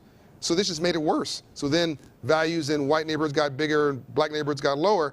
And what I hear David saying now is, in many ways, if others can join in with him, you're bringing all that back into balance again. That's what we're trying to do. And if he does this, values will begin to creep up in so-called black neighborhoods. Same home that's in a white neighborhood. The values will creep up. Capital will become more available. Companies will be more interested to lend everywhere. They'll change how they operate. That's the dream. That's the dream. Look, this has been beautiful. I'm over time because I've enjoyed it so much. Yep. Thanks for coming to Atlanta. John, a great pleasure to be with you, and keep up the great work you're doing. Thank you. Is there any final words you want to share with the audience? No, it's a pleasure to be here, and we hope we can realize on all of the things we've talked about. I want you to keep people like this in your prayers, everybody. He's a good man. You don't know his name, but you should. He's got more impact on your life than every rapper and basketball player and everybody else that you admire, that you watch every day. You want to encourage him to be encouraging to his team, so that they can do more for all of us. Thank you, David. Thank you, John. All right. We must find a way to know each other. Bishop T.D. Jakes is a tireless coalition builder who routinely partners with corporate CEOs, elected officials, and community leaders to improve the well-being of underserved communities around the world. This is particularly so in areas such as housing, employment, business, and criminal justice. His nationally acclaimed Texas Offenders Reentry Initiative has helped thousands of returning citizens find jobs, complete their education, and reunite with their families. Through the T.D. Jakes Foundation, he is working to close the digital divide, providing free online STEM training to thousands of young people from vulnerable communities. His single-family housing development in South Dallas is a national model for mixed-income housing, and he is a mentor to numerous entrepreneurs. Ladies and gentlemen, we're about to go to school. Let me set him up, John. Let me set him up. Please, go ahead, Lisa. Let's talk about the bishop. Bishop T.D. Jakes is a world-renowned bishop, author, and media mogul. He preached his first sermon in 1976 and started the Potter's House in 1996. He is one of the most coveted faith-based influencers in business, education, film, and entertainment, and he has advised the last 3 presidents. I think the church better say amen. Amen. This is a very special person to me. I consider very few people, though, I mean, most people call me and they want my opinion about this, opinion about that. I call Bishop Jakes to ask his opinion about this and about that. He is an underground technologist. He is a social media and technology genius. This guy knows. He gets data reports on the technology and social media impact daily, just along with the financial reports. He's watching his metrics. He's measuring and managing every day. He runs a brand, a business, a faith, a ministry, an operation. He does well and does good too. He has integrity. He's transparent. The way he is privately is the way he is publicly. Just more fun privately, but the same guy. I love our 2 a.m., midnight to 2 a.m. text message conversations. That we Okay, have I love you, Bishop, but I'm going to watch you on TV. We're not doing 2 a.m. We're not doing that, Bishop. My grandfather used to do that at 2 a.m. Yes. He'd come and want to hear me say his poem, I Am Somebody, here in Atlanta that he wrote back in the 1950s, right after the Klan burned a cross on his front yard. So Bishop, Lisa Borders, in addition to being former president of the WNBA, head of the Coca-Cola Foundation, president of the Coca-Cola Foundation, president of the Atlanta City Council. Her father was one of the pastors in the civil rights movement here, along with Andrew Young and Dr. King and others. So she's got this vaulted, the Borders family, Reverend Borders. So she's in the same league as you. And Ambassador Young sends his best, by the way. He was feeling a little under the weather this morning, but he's here with us in spirit. We just told him he's feeling a little under the weather. He said, should I come? I said, no, stay right there. We don't want you to get, I cannot afford to have an icon get sick on my watch. So we just want to set this up for you to talk, really. Because I think the more that people I think if America got your spiritual business plan and your literal business plan, and we exported what you do inside of the Potter's House, et cetera, into every nonprofit organization, into for-profit corporations, into our government, we could solve 2/3 of the problems that ail us at scale. Bishop, over to you.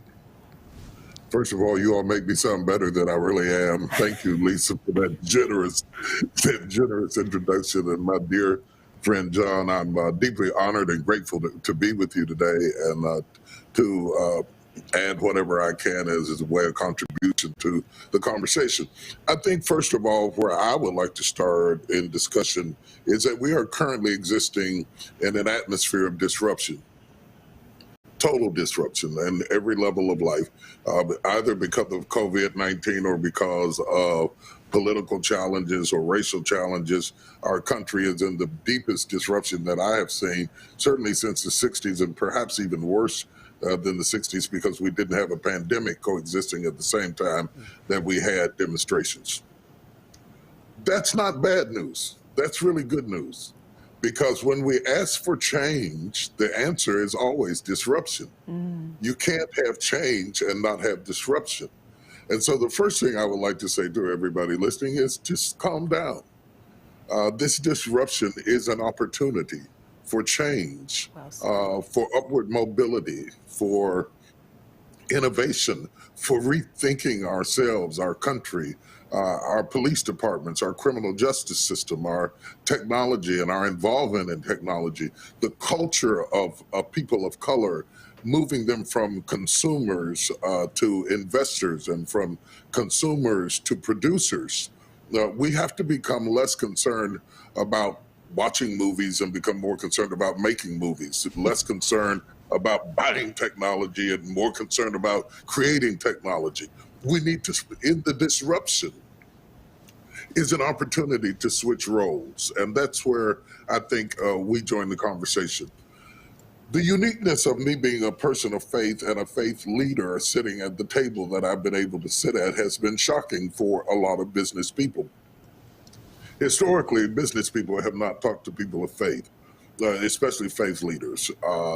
Elected officials do, particularly during campaigns, but CEOs have not done so. But what we have that is very, very important is a trusted voice in the community. Sure. You can build all the answers you want, but if you cannot build trust. And there's a reason that we put money in trust, because people invest in what they trust. We buy from whom we trust. We use who we trust. So my conviction is building a four-pronged approach to lifting the community, which is my goal, which is my commitment, which is the focus, as the legacy of my life, is to see underserved communities brought up to liquidity and equality and equity that is necessary to promote the strength that we need so that we can sit at the table from a position of strength. Because everybody who sits at the table doesn't sit in the same size chair. Bishop, let me jump in here for just a second, Bishop, not to cut you off, but I want to unpack that just a little bit, because you started Potter's House 20 years after you preached your first sermon. and you started it with minimal resources. And I hear lots of our people, but people in general, talking about what they don't have and what they are losing, as opposed to an opportunity and let's pivot. Can you unpack that a little bit and talk about what enabled you to stay focused on moving forward in the face of the adversity that was bopping you in the nose every day? First, let me back it up just a little bit and say I have several companies. I have for-profit companies and I have not-for-profit companies. The Potter's House is, of course, a 501c3. TD Jakes Enterprises is my for-profit company, and it is interesting to understand that my for-profit company preceded my ministry. Okay, okay. So my for-profit company existed when I was in West Virginia. It was founded many years before I ever came to Dallas.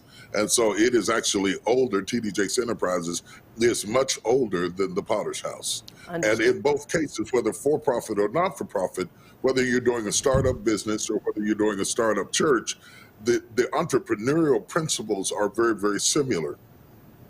Yes, the passion is preaching, but the reality is the mortgage. So you have to. Weren't we talking about economics earlier? If you don't have the money, you can't pay for anything. It doesn't go anywhere.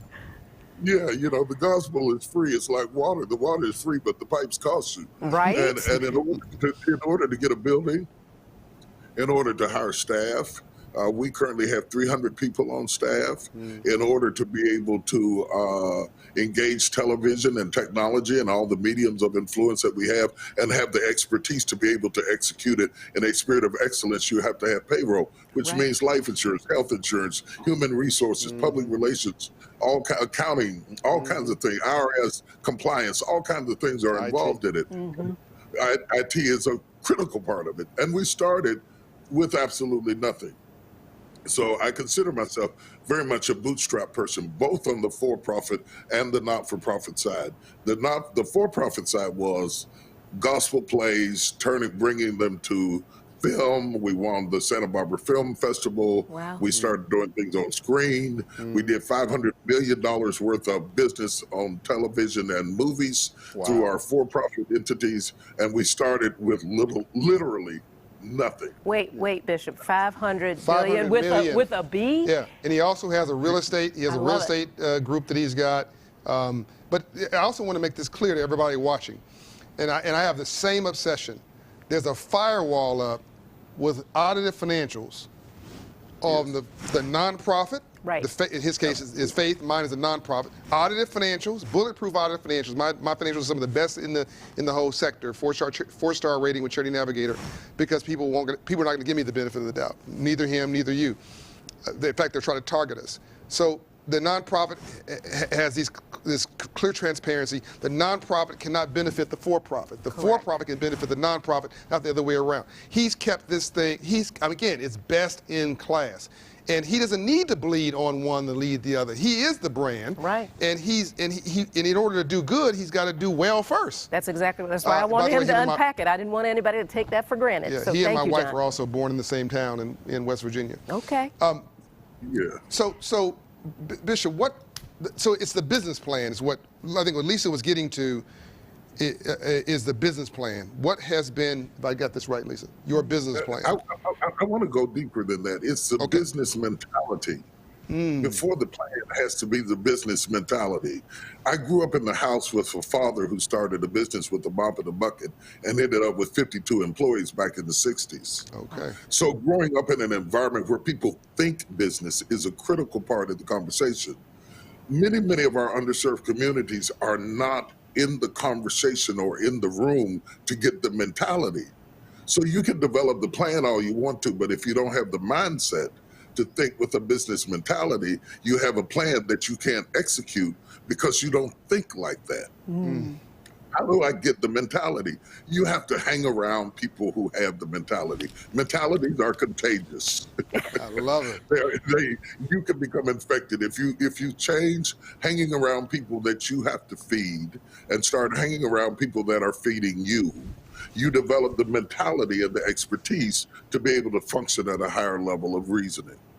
Having said that, there has to be strong distinctions, not only between the for-profits and not-for-profits, but I also have, as you alluded to, the TD Jakes real estate ventures, by which we buy real estate, property, community development, build homes, both in terms of retail and multifamily, as well as single-family dwelling places for acquisition and opportunities to stop the regentrification of neighborhoods by building attainable and affordable homes that you are going to get financed, as the previous speaker spoke about. We don't do the financing, but we do the community development.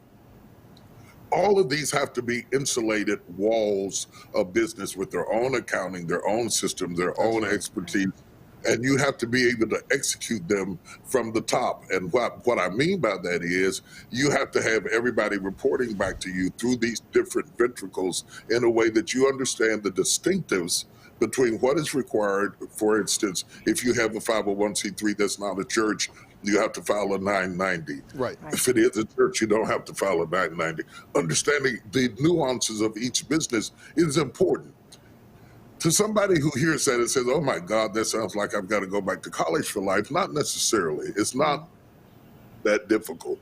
What you do have to do is be willing to sit at the table and ask questions. That's right. And educate yourself in the moment. You can educate yourself in the moment. If you don't sit down at the table trying to prove to everybody that you deserve to be at the table and come to the table from a perspective of both trying to integrate into a new culture, but also trying to educate yourself as to how things operate. Because the books say one thing, but real business operates another way. Right, that's right.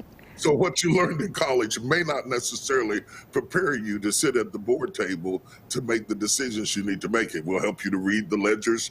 It'll help you to understand what's red line. It'll help you to understand the bottom line and all of that, but it may not help you to understand the culture through which things operate. So what we want is a business mentality. Number two, we want a business plan. Number three, we have to be able to finance that business plan. And this is generally where we get hung up. Yeah. Sure. Access to capital is a huge problem. Yeah. But because I grew up in the 60s where my father raised his own capital because he could not get loans and things like that, he had to scrap and save and build and bootstrap his way up. I did not enter into the business world expecting a lot of help. You and me either. I built my resources up until they started coming to me rather than me coming to them. That's right. So in order to do that, when you have nothing and you don't have any rich uncles to die and hand you a lot of money and a lot of resources, you have to have what is called delayed gratification. Yeah. One of the problems that stops us from being successful is that we want to look successful rather than be successful. That's a drop the mic moment. He's talking now. You done started preaching. It's busyness, not business. Yeah. When your outflow sees your inflow, then your overhead will be your downfall. Right. Absolutely. You only got two doors in business, income and outflow. And if you control those two doors, you can run anything. Right. It's just two doors. Right. What's coming in and what's going out. And you either have to increase one and diminish the other in order to create the profit margin that exists between the two. That's right. I mean, it's really simple. It is. It's, no matter how big the room is, it's only got two doors. And once you understand that... Break it down, Bishop, break it down. I can get it where you can understand it. And you need to have gatekeepers at each door. Right. That are trusted gatekeepers that are accountable back to you. That's right. So they can do it. Our problem when we go into business as entrepreneurs, we can do the work. Grandma can fry the chicken, but she can't keep the books. Right. Okay. That's right. So you open up Nanny's Chicken Shack, okay? Right. And Nanny's in the kitchen. Right. And if Nanny's in the kitchen, the chicken may be great, but the business may go to hell. That's right. You don't necessarily need to be able to fry chicken to open up Nanny's Chicken Shack. You can hire a nanny. What you need to be able to do is watch those two doors. That's right. If you watch those two doors, let Nanny watch the chicken, and we can run the business. Most entrepreneurs are so busy producing the product or loving what they do. They're an artist, they love the music, or they're an actor and they love to entertain, but they don't love to do the business. That's right. You have to love to control the two doors in order to be successful.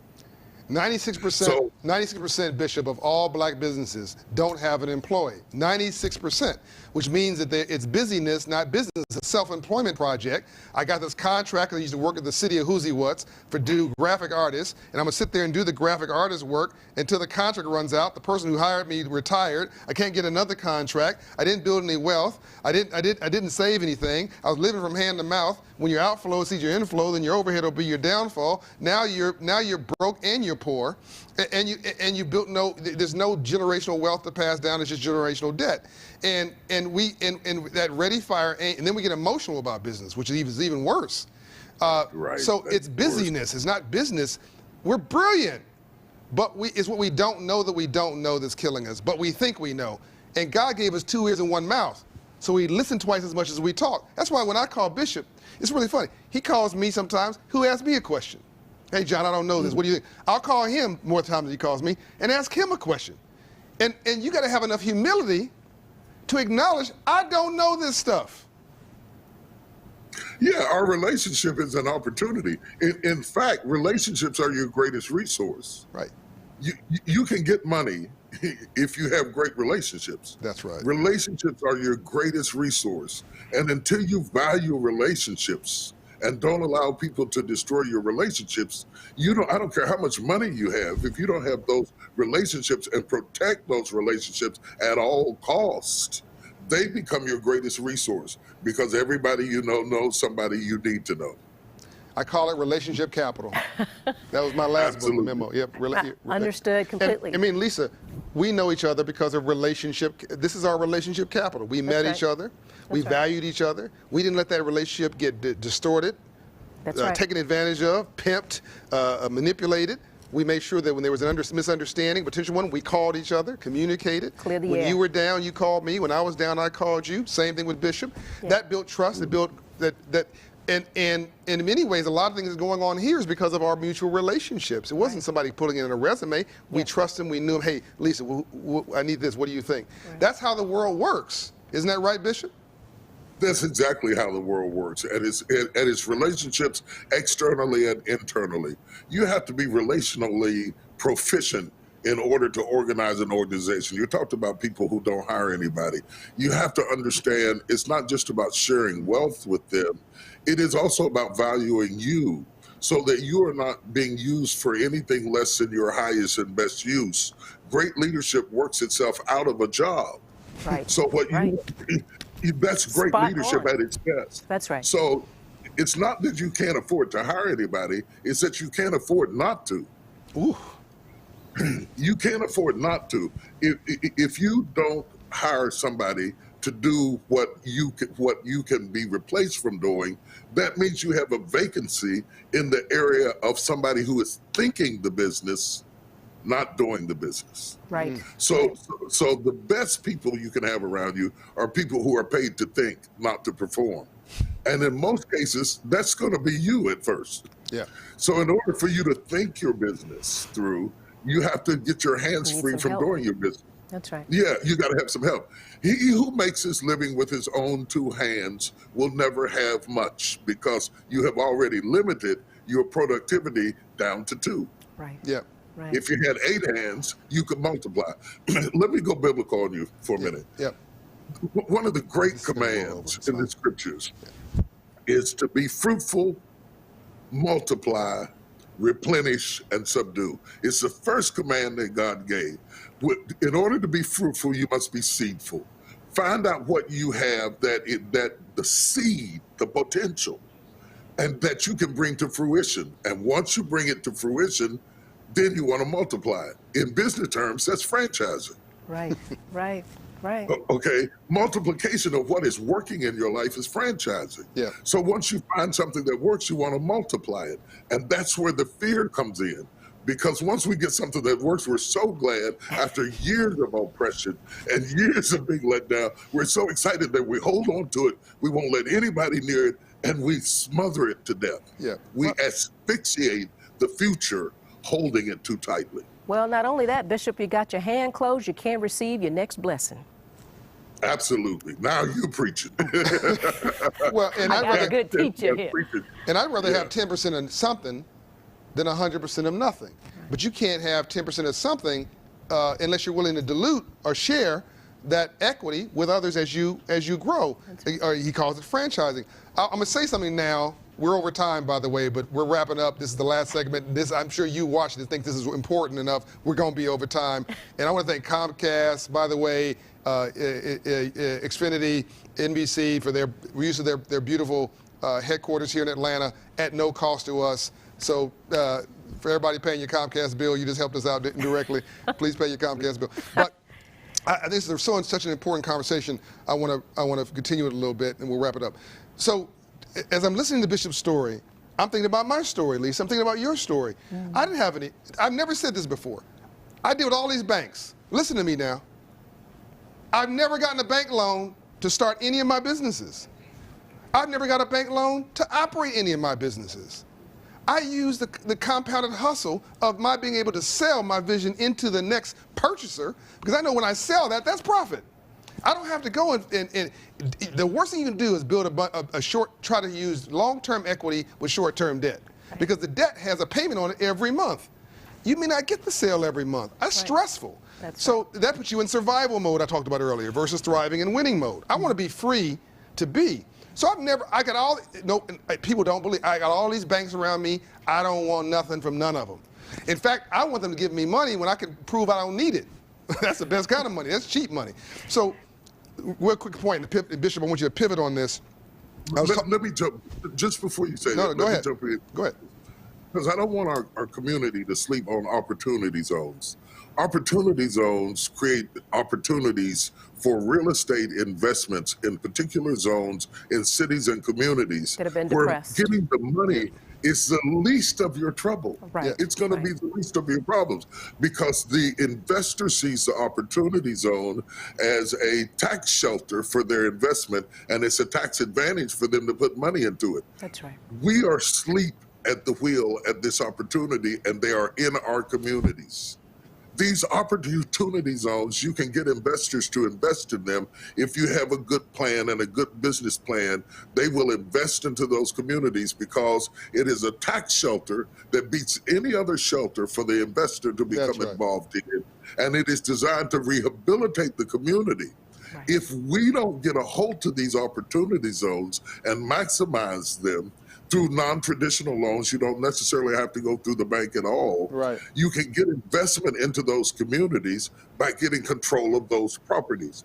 Getting control of those properties brings investment into that, cash-infused investments into that community that is a benefit to the billionaires and millionaires, because they don't have to pay capital gains on it. That's right. If they keep it in there 10 years or more, the capital gains is lowered or non-existent altogether. So you have the capital to rehabilitate the community and start going forward. By the time we hear about opportunities, they're gone. They're gone. Right. And it leads to the regentrification of the community, because we're not hearing those sorts of things. I just wanted to throw that in. I knew we were out of town. You can dig it up, you can look it up, you can study it up and research it.